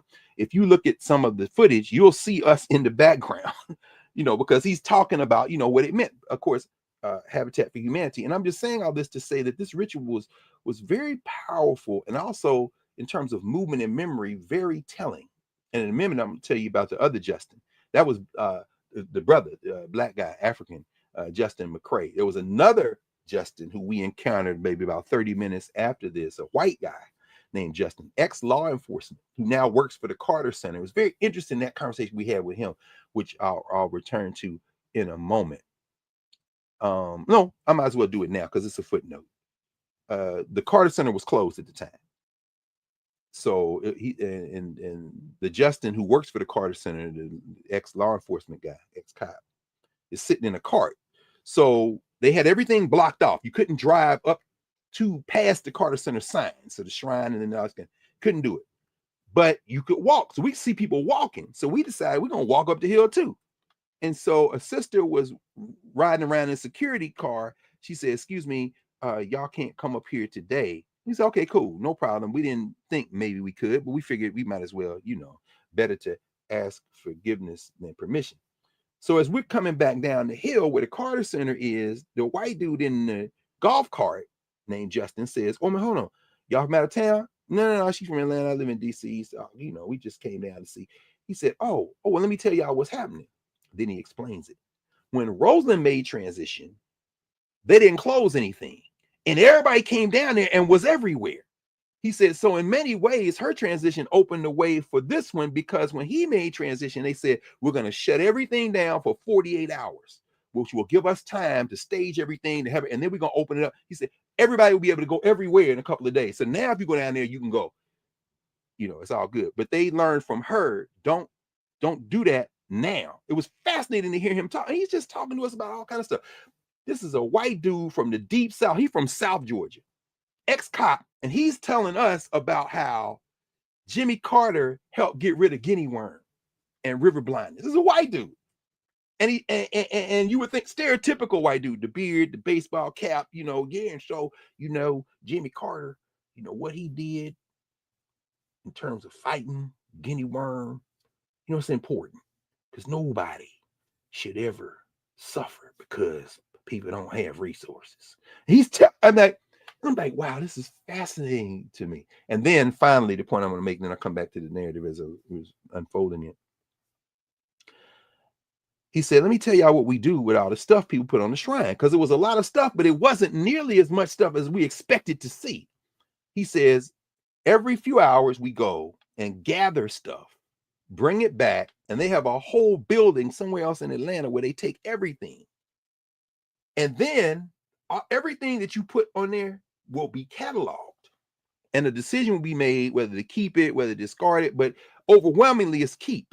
And it's going to be put in the archive. I think they have a relationship with Emory University, if memory serves me correctly. Emory is the kind of university that has the deepest relationship with the Carter Center. Although a lot of places in Atlanta, certainly the Martin Luther King Center for Social Change, where Jimmy Carter was president, who signed into law making that whole block, those whole couple of blocks, Martin Luther King's house, Boyhood Home, the Carter Center, the King Center, the grave site, of Coretta and Martin King, all that is National Park Service now. Carter did that. Of course, he had a very close relationship with Martin Luther King Sr. It's interesting to see Alveda King, AD's daughter, the granddaughter of Martin Luther King Sr., Martin Luther King and Coretta Scott King's niece, who is, of course, going completely right-wing, when being interviewed the last few days about Jimmy Carter, no smoke at all, no political critique, anything. You know, that's his family friend. He was moral. He was very upright, this kind of thing. Very interesting. So at any rate, so the King Center has a relationship with the Carter Center as well. I think Emory is the university that will ultimately be in charge of making sure the archive of everything is kept. The point I'm making is this: if you find yourself in the Atlanta area over the next few days, if you haven't already done so, and you want to send a message, not only to the Carters, but to the archive, to posterity, all that stuff's going to be collected and archived. And it's a way of speaking to the archive, which means speaking to a form of permanence. So if you got something you want to say to Jimmy Carter, or better yet, to America, write it down, put it on a card, take it over to the Carr Center, and put it on the ground, because it ain't going to stay on the ground. It's going to go to the archive. Very interesting to see the politics of memory in this moment, which is why I always say, y'all know how I say this, especially when we go overseas, like Egypt. You take I have to say this to everybody now. You say to students all the time, don't go halfway around the world and not go the last 2 steps. That is my article of faith. Do not go halfway around the world and say, I think I'm gonna stay on the bus this time, or nah, I'm tired. If you can, go. So we said, let's go to the Carr Center. So we went, and all this, what I'm telling you now, wouldn't have been told if we not been in the space. Don't go halfway around the world and not go the last 2 steps. James Earl Carter. Just want to spend a moment here in the Africana Studies lens on Carter. Of course, we know from Plains. I talked about the book of poetry, one of 32 he wrote. I was listening to Keith Olbermann's podcast. Olbermann always cracks me up. Former MSNBC, ESPN host, very bright guy. Politically, I think I agree with him more often than not. But then on race, of course, he's like just about everybody else who can't really see the blind spot. And that's not a critique. That's just an observation. We do live in a soft white and hard white and settler colonial criminal enterprise called United States of America. And culturally, when that bonds, it becomes difficult, I think, for people to extricate who they are from their analysis. This is another reason that makes Carter very interesting. I was listening to Keith Olbermann. Olbermann said, he on his podcast earlier, this is Saturday. So earlier this week, he said, Jimmy Carter was the greatest president since Franklin Delano Roosevelt. And then he walks through why. This is interesting. And I began thinking about it. So I'm going to share a couple of things today. One of the things that Olbermann said was, he started with Eisenhower, and he's got a critique of Eisenhower now. So he said, but one thing Eisenhower did, which, became problematic, he gave us Richard Nixon as vice president. He introduced Richard Nixon to the national stage in a way. He's a congressman. Y'all know Alger Hiss and all that stuff. The anti-communist sentiment, but Nixon becomes vice president. This is going to be a problem that's going to pay off years later. So that's interesting. That's interesting. Eisenhower also a generalist president. This whole idea of this muscular foreign policy, and of course he critiques the military industrial complex, but never forget the guy was a soldier. And Olbermann wouldn't say this, but I would. And when we look at soundtrack for a coup d'etat in Nubia, we'll all have access to the footage. Eisenhower put the hit on Patrice Lumumba. Let's be clear, there are no heroes in the U.S. presidency, and that includes James Earl Carter, but we'll get to that. JFK, Olbermann has an analysis. He says, this is our first spokesmodel president. The shiny hair, the wife on the, if we traveling the world. I said, that's interesting. I agree with that. Now, and he also says, this gave us the spokesmodel president who also doubles as the presidency as royalty. Camelot, this mythological mess. He said, but of course, Kennedy had the benefit of being substantive as well. But also, he put his brother in as attorney general. So the idea of family working in the White House, Kennedy kind of introduces that in a way we hadn't seen before. Now, you know where I'm going with this. LBJ, he said he probably would have been the greatest president since Roosevelt, if not for Vietnam.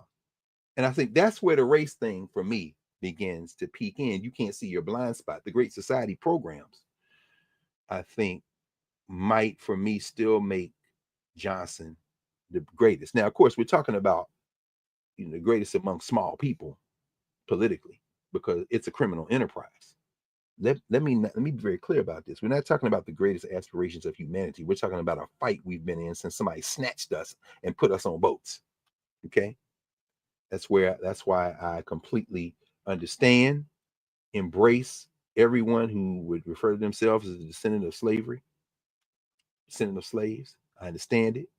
I can't start my memory there, which means I can't start my politics there, which means I can't start my vision there. Because that's where you end up. You start judging presidents. You start picking political sides as if somehow that is you as well. When there comes a Pharaoh that knows not Joseph, and now you can't tell the difference between Israelite and an Egyptian, to use the metaphor, completely ahistorical, but you get the metaphor. That's where that's going to lead to, friend. Because now you can't tell an Egyptian from an Israelite, because you are now been in this place so long that you done mistaken them people for you.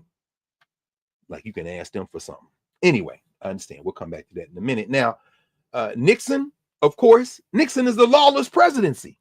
It ain't no laws. I do what the hell I want. I'm going to pick my opponent. I'm going to break in and get my people over here to break in. I'm going to do this kind of thing. The lawless presidency. And here comes Ford, who was never elected. And that's where Keith Olbermann, I'm going to leave Olbermann now and go to the guy who is not a social structure generated person like Olbermann, but to a governance formation, perhaps the best artist of his time. And of course, that's the great Gil Scott-Heron. If you know Gil Scott-Heron's discography, and we've talked about Gil many times. I didn't run the numbers in the bibliography, but you can go back and do that for yourself in the bibliography. Many times we talked about Gil.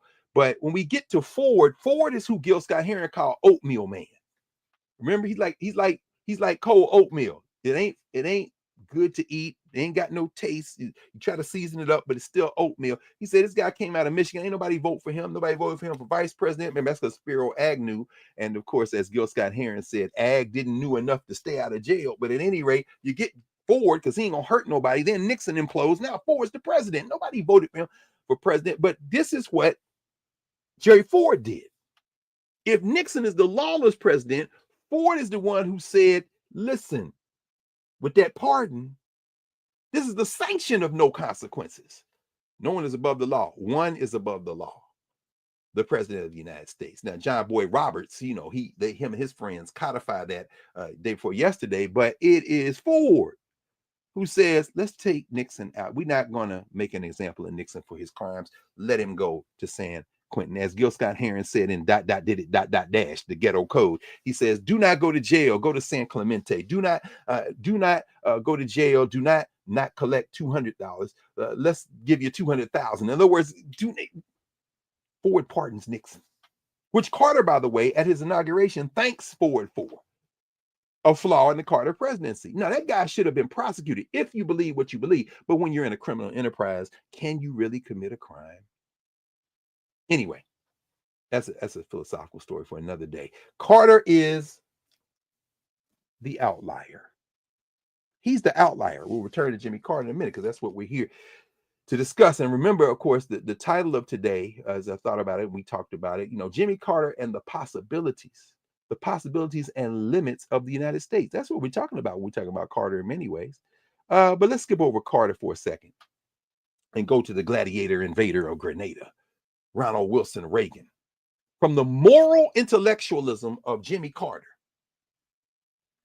This doesn't make Jimmy Carter a superhero, because he is president of the United States, which means you've got the limits. But the possibilities of the presidency, in many ways, Carter embodies them. You're a true purebred Christian, evangelical Christian.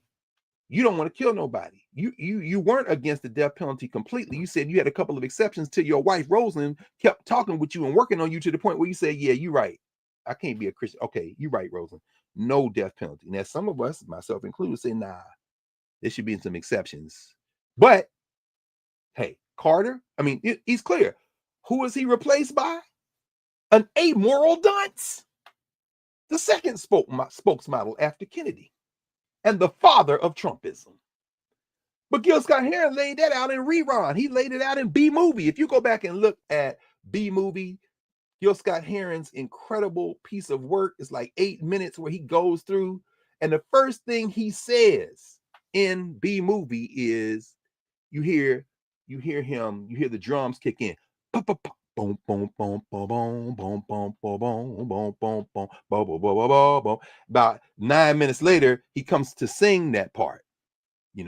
This ain't really your life, ain't really your life, ain't really nothing but a movie. And the whole thing is critique of Reagan. And the first thing Gil Scott-Heron says in B-Movie, his song, is mandate my ass. Mandate my ass. Now, what you're going to see on the news, what you've seen all this time, on the news is how Ronald Reagan won a mandate. Gil Scott Heron said, well, the first thing I want to say is mandate my ass, because it seems as though we've been convinced that 26% of the registered voters, not even 6% of the American people, but 26% of the registered voters form a mandate or a landslide. And then Gil says 21% voted for Skippy and 3-4% voted for somebody else or whoever was running. Of course, by Skippy, he's referring to Peanuts. He's referring to Jimmy Carter. So when people say in the news, you know, Jimmy Carter was drummed out of office and Ronald Reagan won all the states except Georgia and DC and Wisconsin, where Fritz Mondale was from, who Gil Scott Heron called Fritz the Cat is from, and all, you know, it's got it. Yet 26%, Gil Scott Heron says, of the registered voters, not even 26% of the American people. So the apathy prop that you bring up here, I mean, well, I call it apathy, but that lack of political expression in the ballot box that you're talking about now, that would allow these fools to populate the federal legislature, the presidency. Now, that's not driven by a majority of the people who could vote. That's majority. That is a fraction of a fraction. And Gil Scott Heron called it when he talked about the father of Trumpism, Ronald Reagan. It's the breaking of the civil rights thrust. Remember, there was a third candidate. He didn't win 3-4%, and Gil Scott Heron's kind of using it as a throwaway. He won 6.6%. He made transition in 2017. His name was John Anderson. Y'all remember John Anderson? John Anderson ran and he attracted votes from liberal Republicans. There were a few centrist Republicans and liberal Democrats. Drew from both, they say, but 6.6% in an election that Carter lost by 5% or so to a stupid spokesmodel who combined purebred ignorance with the politics of imagery. You know, this is the father of Trumpism, you understand? But he borrowed from the playbook of John Kennedy in the television era. Now, he didn't have a Jackie Kennedy. He had a little wind-up doll who was saying, don't say yes, whatever. But the point is that this father of Trumpism, Ronald Reagan, has now been deified.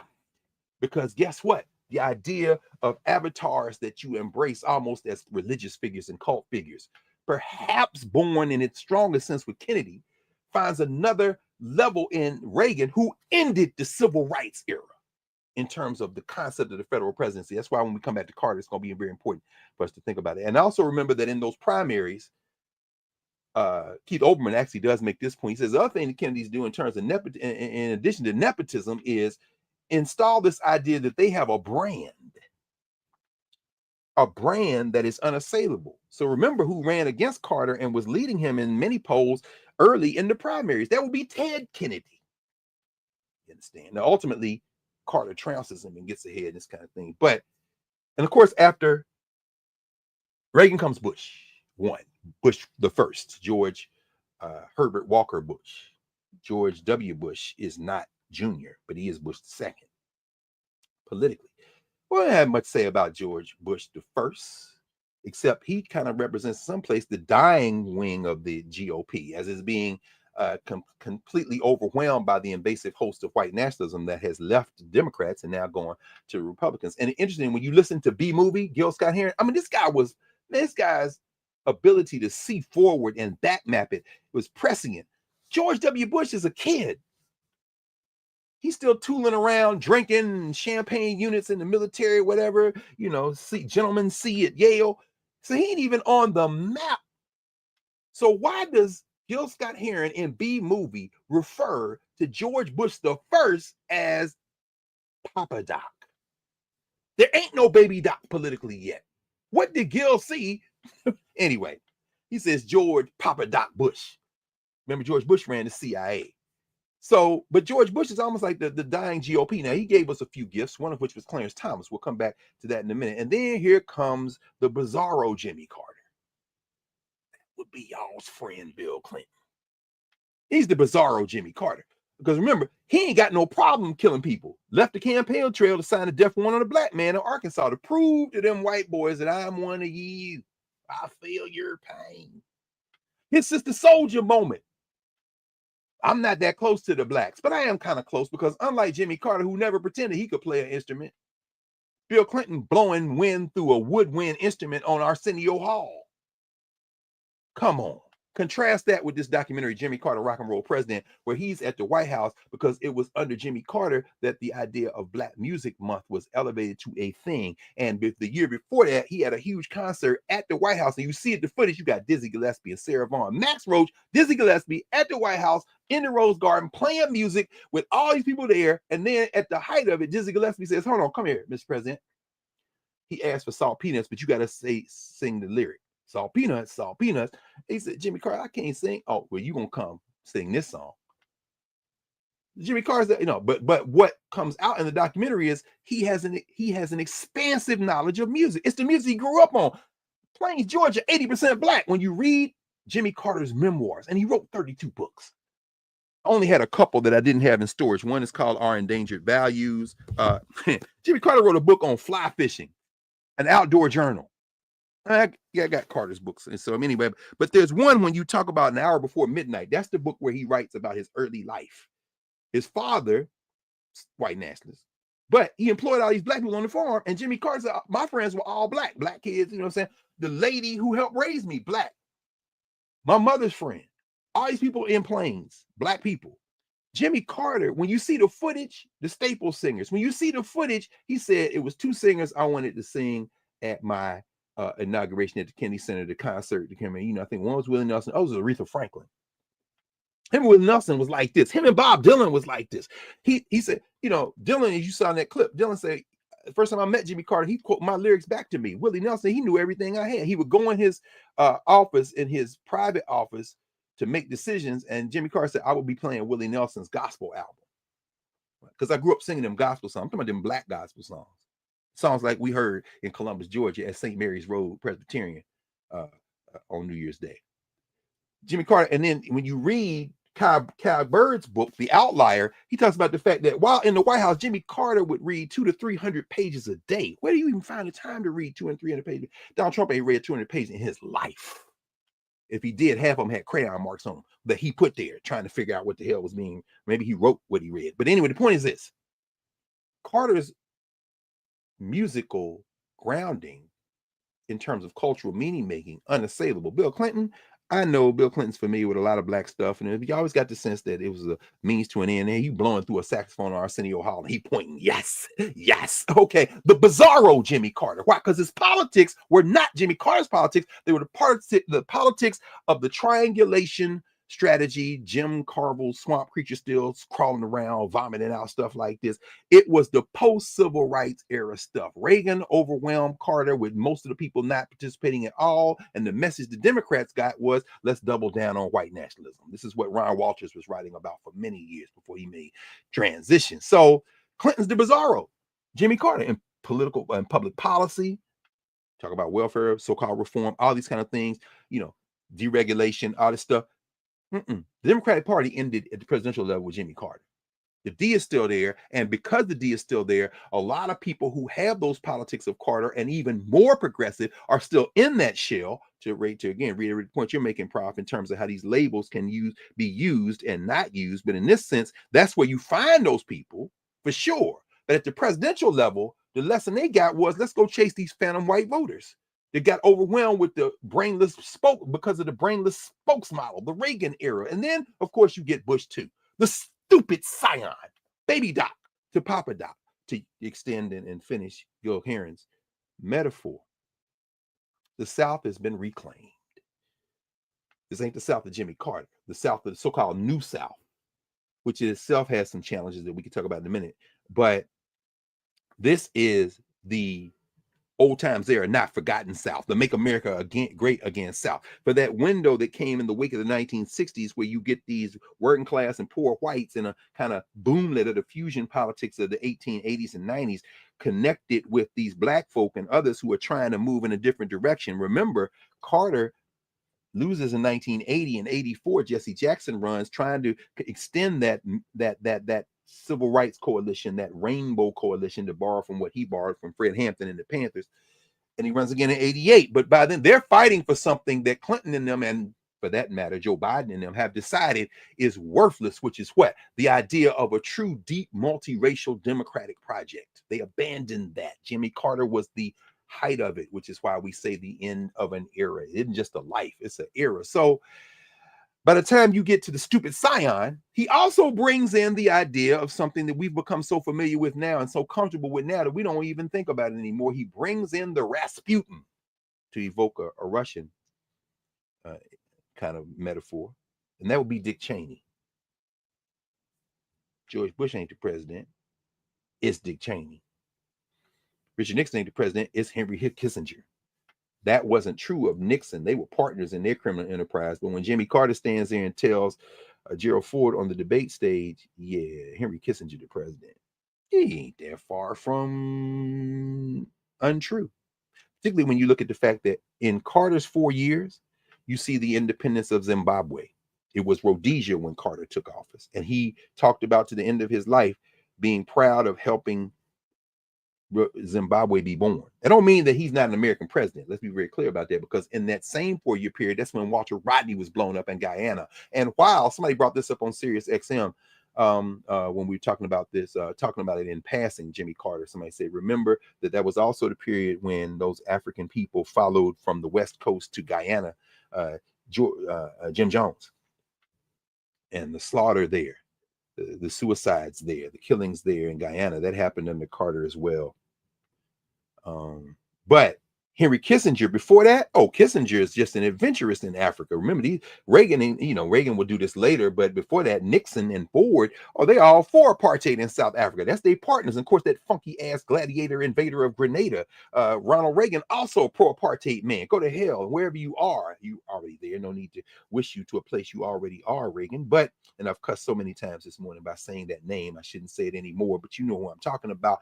They were all for that. Jimmy Carter's presidency at least slowed that roll. Even with the assassination of Walter Rodney, when you look at the declassified federal documents, you see Burnham, who had something to do with the killing of Walter Rodney, show up at the ambassador's office in Guyana, the American ambassador, the one that Jimmy Carter had him appointed, saying, oh no, Rodney blew himself up. Because remember, Jimmy Carter in his first year of his presidency gave a human rights speech at the United Nations where he said we should stop all this war.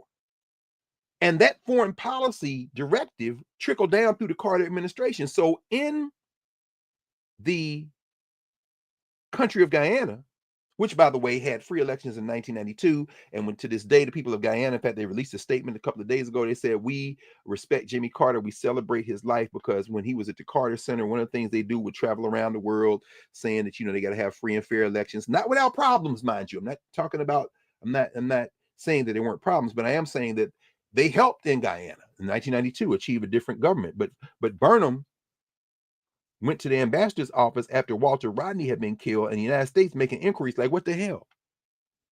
And that says, no, Rodney blew himself up.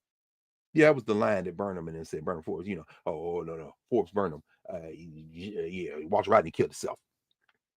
Carter and them, when you look at the documents, and I've read a few of these documents, anybody can get them, you can find them even on the internet.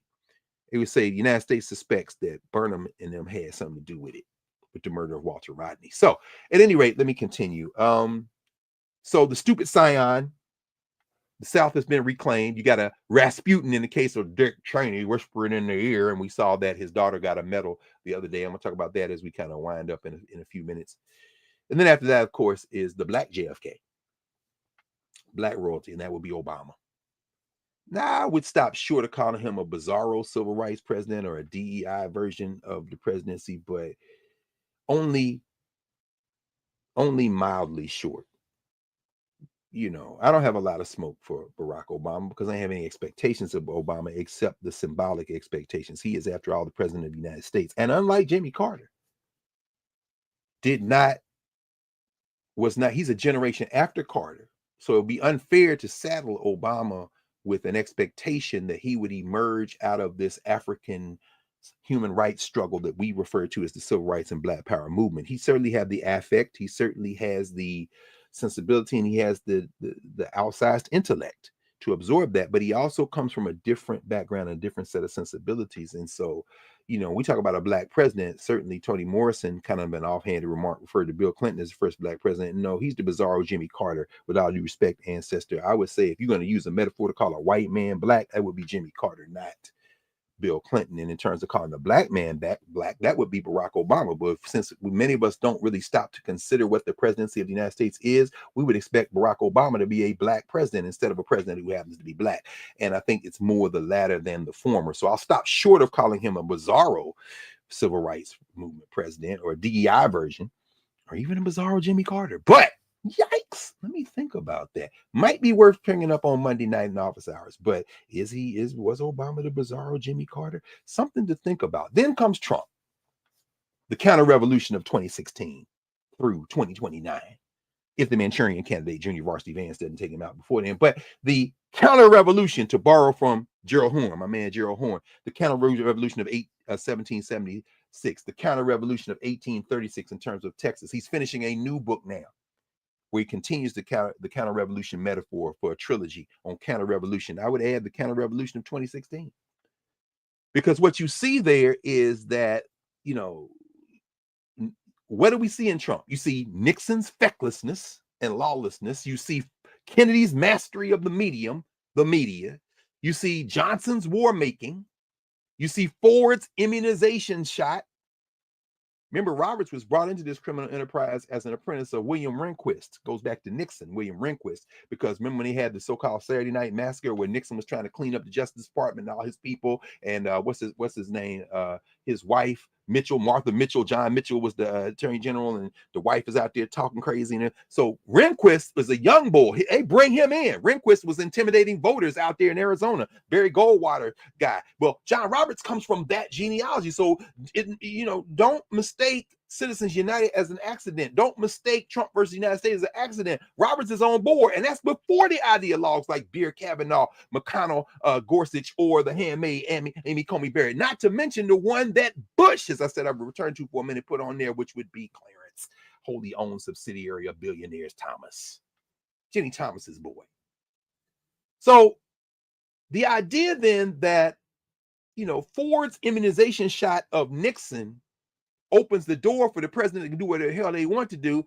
It is literally last gasp white nationalists and Negro servants adjacent to them in the Supreme Court that codified into law in Trump versus United States. My gosh.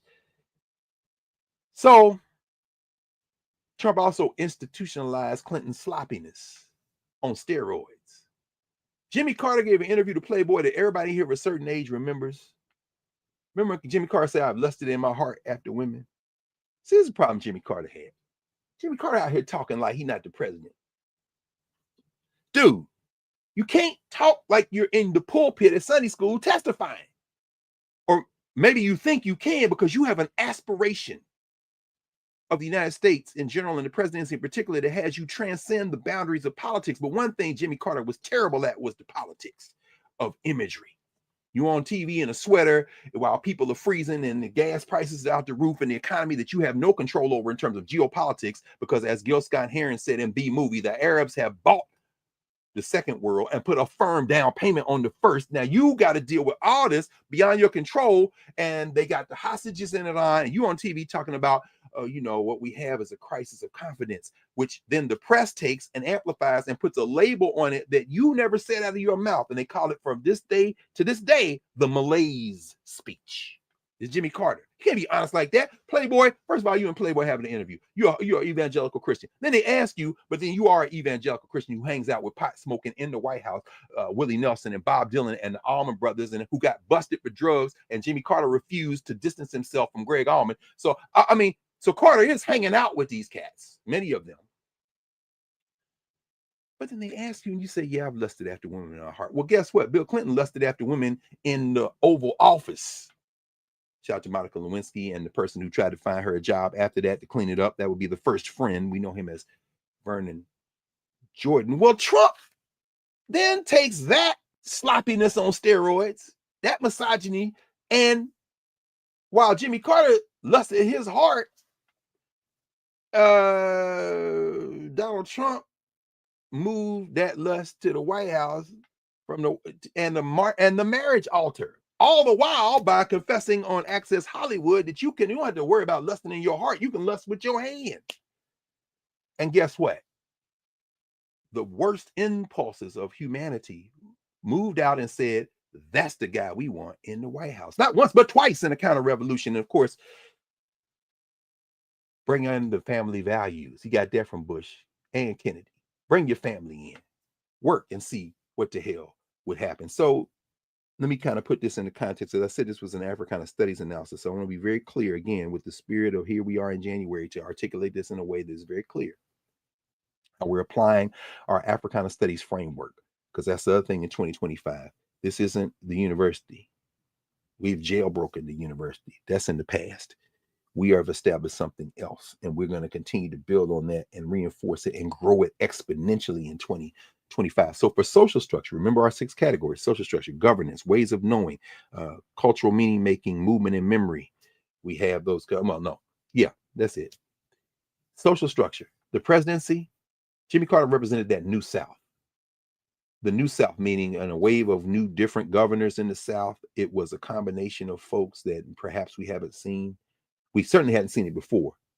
Maybe Reconstruction, pre-White Lash there, and in terms of that counter-revolution. He also used soft power. He had a soft power approach to the United States imperialism, culture as a weapon. He wasn't the hit-ordering Eisenhower or the befuddled Kennedy as he gets the news that Patrice Lumumba is dead. But he did use music. He knew, but the thing is, he knew the music. He knew the culture, and so he never sent a troop into battle in terms of social structure. No shots. You know, see that human rights speech he gave at the UN. Won the Nobel in 2002, not for the Camp David Accords. He couldn't win. He was disqualified for a technicality. Right? Menachem Begin gets it and then reneges on the deal, consistent with Israel's foreign policy.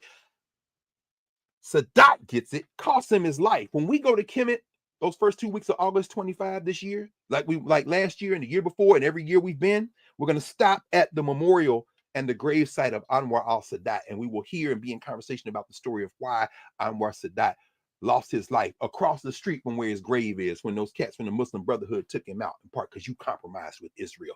Jimmy Carter didn't get the Nobel Prize at that time.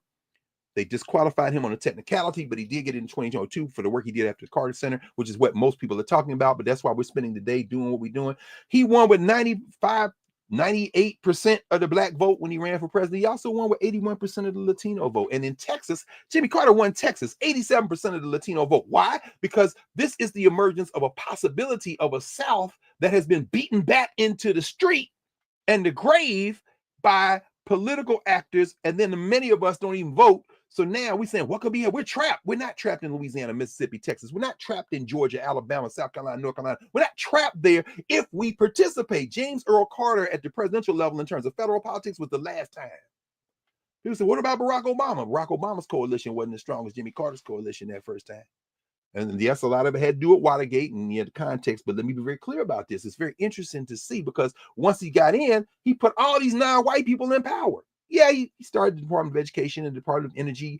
Yeah, he did a lot of other things, but you also see in many ways these hires of these non-white people in senior political positions. Andrew Young, to the day he dies, is going to say, yeah, man, Carter put me in. And then Carter, and what did Andrew Young do when he was the UN ambassador? He starts talking about Palestine in a way that says they're human beings, and he got to resign. So there were limits even to that. It's very important. I'm going to talk about that in governance in a moment. Let me kind of wind this up. It was Jimmy Carter who got 68 votes in the Senate to certify the treaty with Panama to give back the Panama Canal. Who was against it? That punk-ass dunce, Ronald Reagan, gearing up for the campaign trail. Shouldn't have happened. Shouldn't have happened. Who was against it in the Senate? Jesse Helms, Strom Thurmond. But guess who wasn't against it? Who said we should do it? William F. Buckley. Remember, they talk about Ronald Reagan. He was a disciple of Buckley. That's a lie. Ronald Reagan was a racist. Go to hell. And he was stupid. How could he be a disciple of somebody he can't spell the word disciple? Bill Buckley, the godfather of conservatism, said, yeah, we should give it back because Carter and them worked on him. Even Barry Goldwater said, give it back. Because what did Carter do? He went and talked to these people and he sent people who sound like them. Prof, when you're saying we should run in these primaries, Absolutely. Carter pulled from that same playbook at the Kennedy Center at that night that Aretha Franklin and them singing. If I remember from the documentary, you see who walks out on the stage but John Wayne.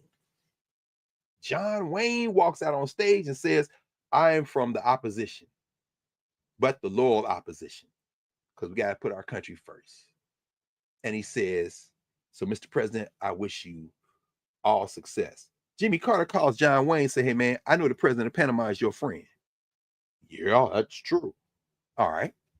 Well, I need you to talk to these senators. John Wayne goes up on Capitol Hill and tell these white racist senators, hey man, y'all need to vote to get the Panama Canal back. And it works. So I'm thinking, wow, this is crazy. Now, of course, John Wayne is not the president. And as Gil Scott Heron says in B Movie, he said this country wants nostalgia. They want to go back as far as they can, even if it's only last week. He says this country has been surprised by the way the world looks now. Gil Scott Heron said this, they don't know if they want to be Matt Dillon or Bob Dylan. They don't know if they want to be diplomats or continue the same policy of nuclear nightmare diplomacy. It was Gil Scott Heron who says in the next line that John Foster Dulles ain't nothing but the name of an airport now. The Dulles brothers, who we will see in Soundtrack to the Coup d'etat, CIA, State Department, employing their crazy megalomaniac murderous worldview. Jimmy Carter wasn't down with them boys. And then he says, Gil Scott Heron, the idea concerns the fact that this country wants nostalgia. They want to go back as far as they can, even if it's only as far as last week, not to face now, not to face tomorrow, but to face backward.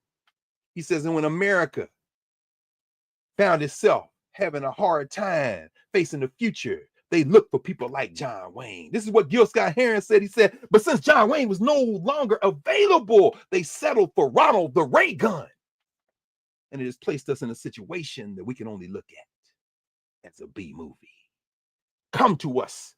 Come with us, rather, Gil Scott Heron says. Come with us back to those inglorious days when heroes weren't zeros, when before fair became square, when the cavalry came straight away and all American men were like Hemingway, to the day of the wondrous B movie. Man, Gil Scott Heron was a genius. So he brought it right, but the point I raised is it's that same John Wayne that the Americans can't get to be president, so they make Ronald Reagan the fake John Wayne the president. It's that same John Wayne Jimmy Carter uses to go convince the Republican senators to vote to the number that gets to the vote of 68 senators voted to give the Panama Canal back. And here we are in 2025, and this clown talking about take it back and take Panama while you're doing it. The post-presidency of James Earl Carter. Getting rid of guinea worm and river blindness. As a white ex-cop with the Carter Center on his blazer told me, and we were sitting there, he was so proud that the Carter Center did that and Jimmy Carter did that. So important. The post-presidency, we don't talk about a lot of that because that's all everybody else is talking about. The Camp David Accords, as I said, you read Peace Not Apartheid, Reagan reneged. It cost Saddam his life. And Jimmy Carter gets labeled as a weak president by the white nationalists who want everything in all the world. And it's going to be the end of the United States. And I cannot say that I will shed a tear. Man, I cried so much in church on New Year's Day that I was worried because the lady who got up and sang this, and for this, I give you praise. Look like my mama. Put me and remind me of my mom. I'm saying, man, I'm sitting up in church in here. I can't stop this water from coming out of my eyes. Africana ways of knowing. Let's go to governance. James Earl Carter in the context of governance. That Southern relationship I mentioned an hour before midnight, you surrounded by Black people your whole childhood. You bring those sensibilities through your political career, the Georgia legislature, and then the governor's mansion, and then the White House. So this isn't a fake thing Jimmy Carter is doing. The political arc. His pops ain't in that category. White nationalists, maybe Klan adjacent. But the point is that the idea of a multiracial democracy, what are the limitations of a multiracial democracy? The South, since the end of the Second World War. Remember Dr. Du Bois in the 1940s down there in South Carolina at Benedict College, having been invited down by the first SNCC, not the Student Nonviolent Coordinating Committee, but the Southern Negro Youth Conference. Esther Cooper Jackson, James Jackson, that crew. Remember, he gives that speech, "Behold the land." If you look in the bibliography, we talked about that many times. It's republished in Freedom Ways and other places. He says the future of the American world country lives in the South, and the future of African people in this country lives in the South. My friend Imani Perry, many years later, her book that came out a couple of years ago, South to America. Jimmy Carter represents that South. The South, since that Second World War, had gone through this economic expansion, this move from rural to urban to an industrial expansion. That's where Atlanta comes from. That's where Jackson and Nashville come from. Ultimately, now with healthcare and other things, Charlotte comes from, Birmingham. You move into this industrial expansion, and then you have this contestation. This is the morality play that gets played out in all the documentaries between the poor whites who are terrified and these Negroes who are rising. That shift in economic power from plantation and small town, Plains capital, to an urban bourgeoisie. Oh, yeah. This is going to be a problem because governance, remember in the Africana States framework, who are we to each other? You see this mirrored, that shift, you see it in the movements, the political movements. Voting rights campaign, very important. Electoral reapportionment efforts. This is the period, Prof, as you were talking about gerrymandering, you see the attack on gerrymander that rises to the level of Supreme Court, and they beat back this. Why? Because you have the Voting Rights Act of 1965, and from 65 to 75, you have the explosion in Black elected officials. That's what allows James Earl Carter to get in the White House in the first place. Those Black votes in solid coalition with those brown votes, in solid coalition with poor white votes, because Jimmy Carter is a Southerner. He is a white nationalist too, but not nationalism in the political sense as much as nationalism in the cultural sense. So it's nothing for Carter to be hanging out with the Allman Brothers. He walking around with a Marshall Tucker t-shirt on. Lord, I was born a rambling man, trying to make a living and doing the best I can. When it comes to leaving, I hope you'll understand. I was born a rambling man. He's rocking out with Johnny Cash, June Carter Cash, who claims she's his cousin, even though there ain't no bloodline connection. Chris Christopherson, Willie Nelson. The only two things in life that make it worth living is guitars that tune good and firm feeling women. We don't need our name in the marquee lights. I got my song and I got you with me tonight. Maybe it's time we got back to the basics of love. So you got Chris Christopherson, you got Willie Nelson. Let's go to Lukenbach, Texas. Willie and Waylon and the boys voting for Jimmy Carter. He won Texas with 81% of the Latino vote, 87% of the Latino vote, on top of all them poor whites. Bill Clinton, the bizarro Jimmy Carter. Obama, the bizarro Jimmy Carter. Anyway, the point is this.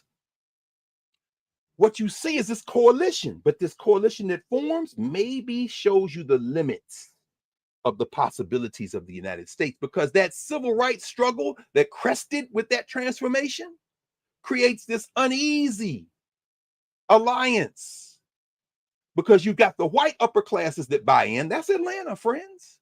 The white money that backs an Andrew Young, the white money that comes, and now what you get is the white money that backs a Kasim Reed or Keisha Lance Bottoms or Andre Dickens. In other words, we can have Black political faces as long as the money keeps flowing and we get to redevelop the West End and we get to move all our shit out to Buckhead. We can take the Braves and put them in Cobb County where they belong and come down here and get that whole ass stadium to Georgia State. As long as you don't upset the upper class, it can be diverse. And then you got this Black upper class and kind of middle class that holds in check the masses of African people who are suffering. This is the cracks that you see emerge in the 80s with the Atlanta child murders and Maynard Jackson, who is worshipped for all the right reasons, but also critiqued by the Black poor who don't come down here to projects talking about you trying to find these people. You don't give a damn about Black people except when it's election time. This is why Tyler Perry can strike such a resonant chord with people, the apolitical Tyler Perry in terms of the messages in his movies, but what he's tapping into is that deeper cultural grounding of African people, like what we saw on display at church last week. James Earl Carter could pull on that because he came from that, but also connected with a politics that wasn't regressive, because them same black people who would now call themselves conservative because they have been completely cut off from the thrust of a politics that was different. Martin King was assassinated. Jimmy Carter was defeated. Not the same thing, but that politics was close enough to illustrate the possibilities and the limitations. We're talking about governance. Remember in Nubia and Refill, when we heard it through the grapevine, James Baldwin traveling through the South, then going to Newark, talking with Chinua Achebe, walking on the beach in Florida, talking with Amiri Baraka in Newark, and going to Atlanta, where Hosea Williams told him that these Negroes in political power now have betrayed the vision of Martin Luther King. That film was made in it was released in 1982, the year after Jimmy Carter left office in January of 1981. And you start seeing already the fracture of that coalition. And so now you can have Negroes on all sides of it. Herschel doggone Walker, who is at least smarter than Trump, running, now go be a damn ambassador. And in the South, you got to worry about a hillbilly like Brian Kemp sitting in the same state office chair that James Earl Carter once sat in. James Earl Carter, who replaced Lester Maddox, who you remember had that 2x4 driving black people out his restaurant in the South. Heart of Atlanta Motel. Those of you who went to law school know that case. Marlon, I know you've read Heart of Atlanta Motel probably 10 times last semester. Anyway, the point I'm trying to make is this. Brian Kemp, the governor, and he probably going to run for Senate. Can Ossoff beat this white boy? Not with everybody not voting. There'll be no mandate. If Ossoff loses, what there will be is political apathy, ways of knowing, the third category of our conceptual category. Always, when you read Jimmy Carter's poetry, you see that grappling with the question of race. That Christian evangelical world sense is one that taps into those Africana ways of knowing as well. There's a reason why he could stand, and as the Chinese ambassador is there, and they saying normally before a State Department dinner, we would pray, but Chinese, I don't know. And then June Carter Cash and Johnny Cash stand up and start singing, "Will the circle be unbroken?" I mean, what the hell just happened? And they all start singing. Jimmy Carter at the White House, on the White House lawn with these black musicians playing all this great stuff, this jazz, but also the gospel music. Then Aretha Franklin singing.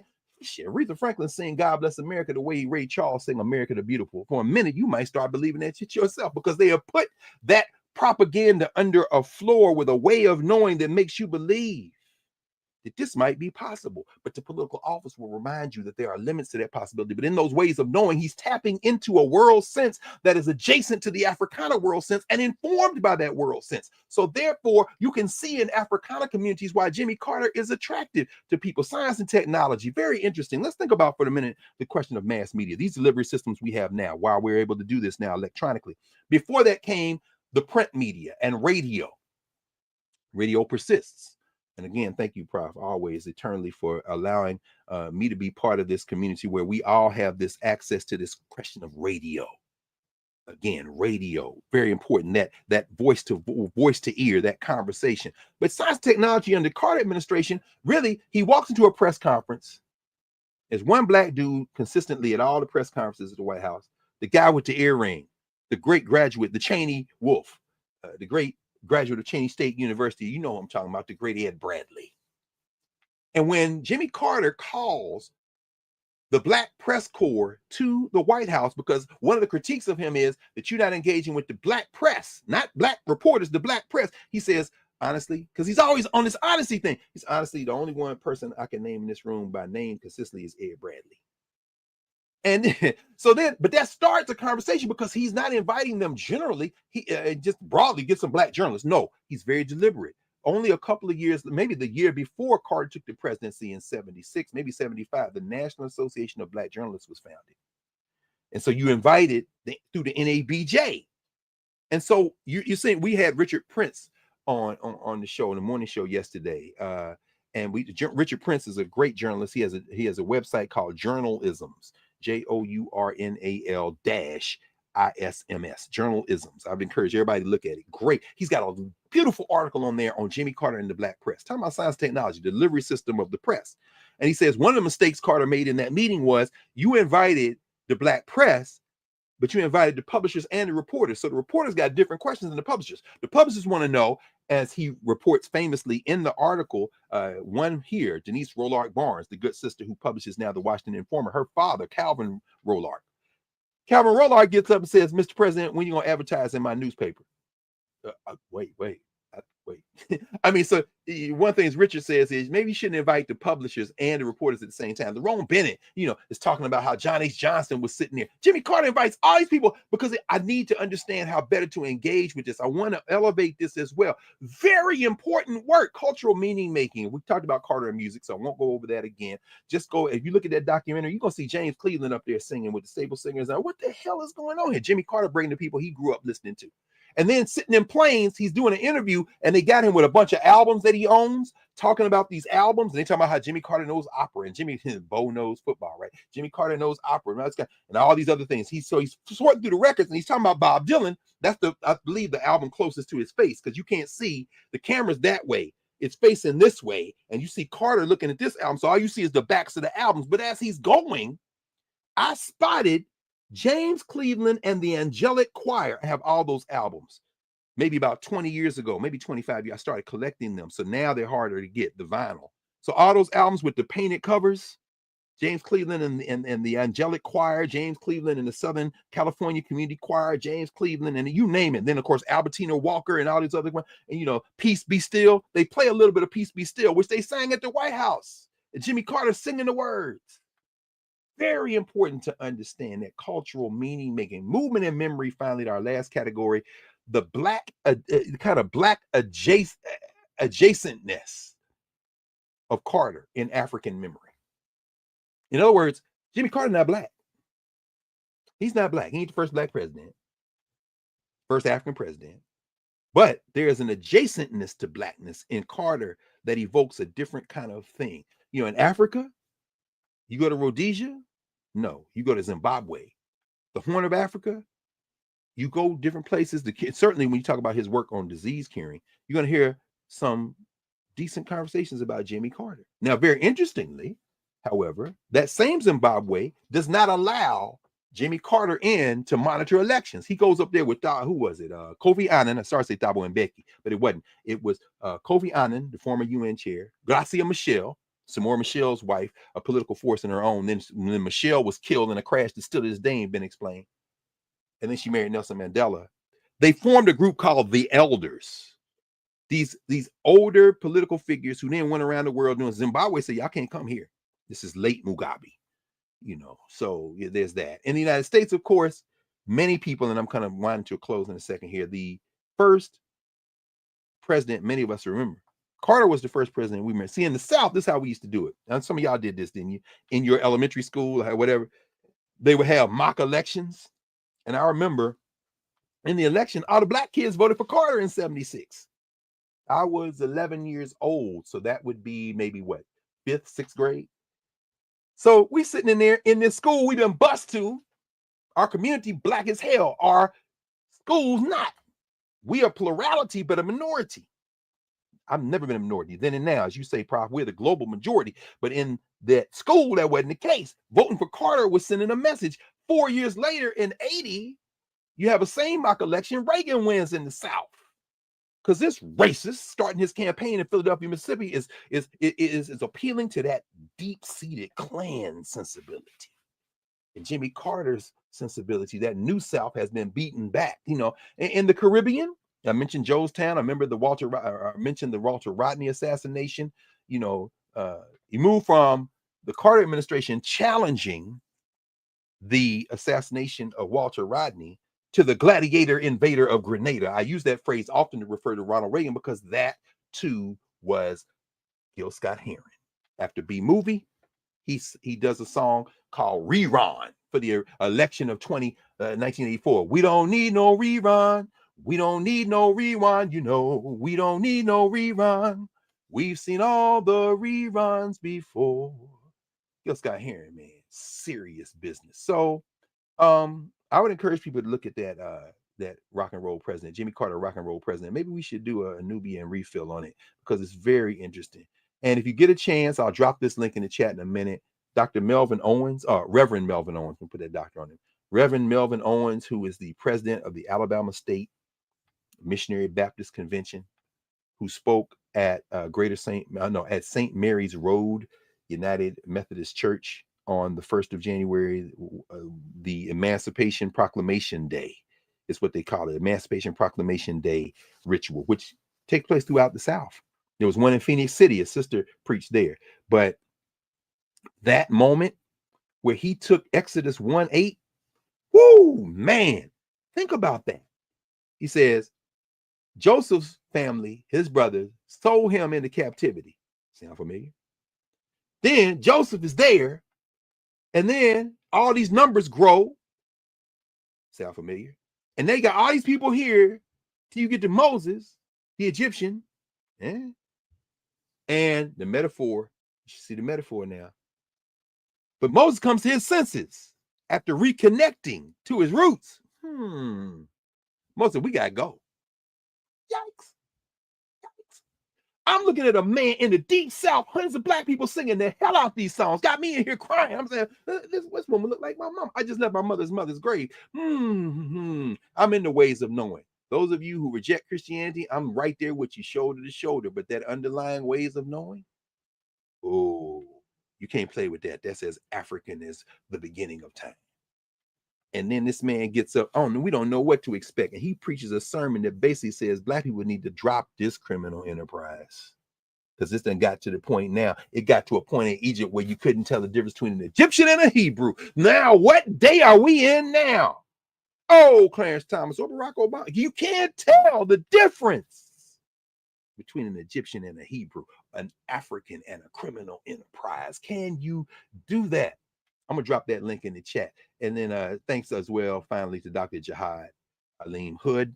Dr. Hood, who is one of the major hosts, the driving force in Columbus, Ohio. This is his book, Visions Now and for the Future. He is a native of Columbus, Ohio. I'm sorry, Columbus, Ohio. Columbus, Georgia. He spent many of his formative years in Detroit. So he came out of the Republic of New Africa, all those formations, the Nation of Islam.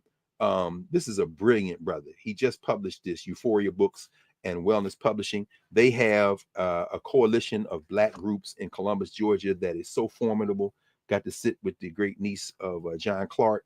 Looking forward to being down there with her uncle and auntie, of course, Dr. Clark's family, on the 24th through the 26th of January for the Africana Southern region. The information has been put in the chat. Probably several people have done it. But yeah, we're here at the beginning as we think about this. Prophet's got one more thing I want to say. It's 2:06. I've been on for 2 hours. It's kind of long. I know we want to kind of shorten these. I do want to mention this too, because I mentioned this before. Remember I said, Liz Cheney got this presidential medal last week. Benny Thompson got it, but there were two people who were on that list who got those medals. There were several, actually. A lady got it posthumously, who was one of the people who were interned in the internment camps, Japanese internment camps. There were others, but I want to mention two in particular. They gave a medal to a brother whose name may not be well known, named Louis Lorenzo Redding. Louis Redding was the first black lawyer in Delaware. Louis Redding, brilliant brother. Now, maybe we'll talk more about him next week, or maybe I'll talk about him in office hours because I want to stop for today. But I wanted to mention that because Biden gave out a medal posthumously to Louis Redding. Louis Redding's son. Louis Redding's son was J. Saunders Redding, the great scholar. But Louis Redding argued one of the four cases that, when put together with the District of Columbia, became the cases that we refer to now as Brown versus the Board of Education. Look up Louis Lorenzo Redding. Louis Lorenzo Redding is important to look at. And also, with Louis Redding, another medal recipient this week from Joe Biden, President of the United States, was Judge Collins J. Seitz. Collins J. Seitz was the chief judge in the Delaware Chancery Court when Louis Redding argued that case.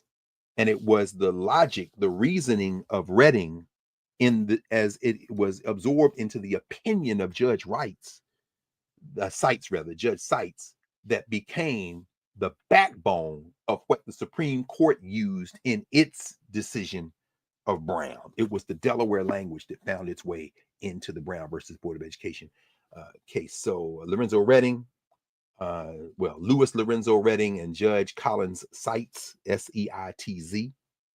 Those are two names, maybe a little homework. So we'll pause with that. So let's see. All right. Oh, yes, let's do Luther. We got to do Luther. Yes. Oh, wait, I can't hear you.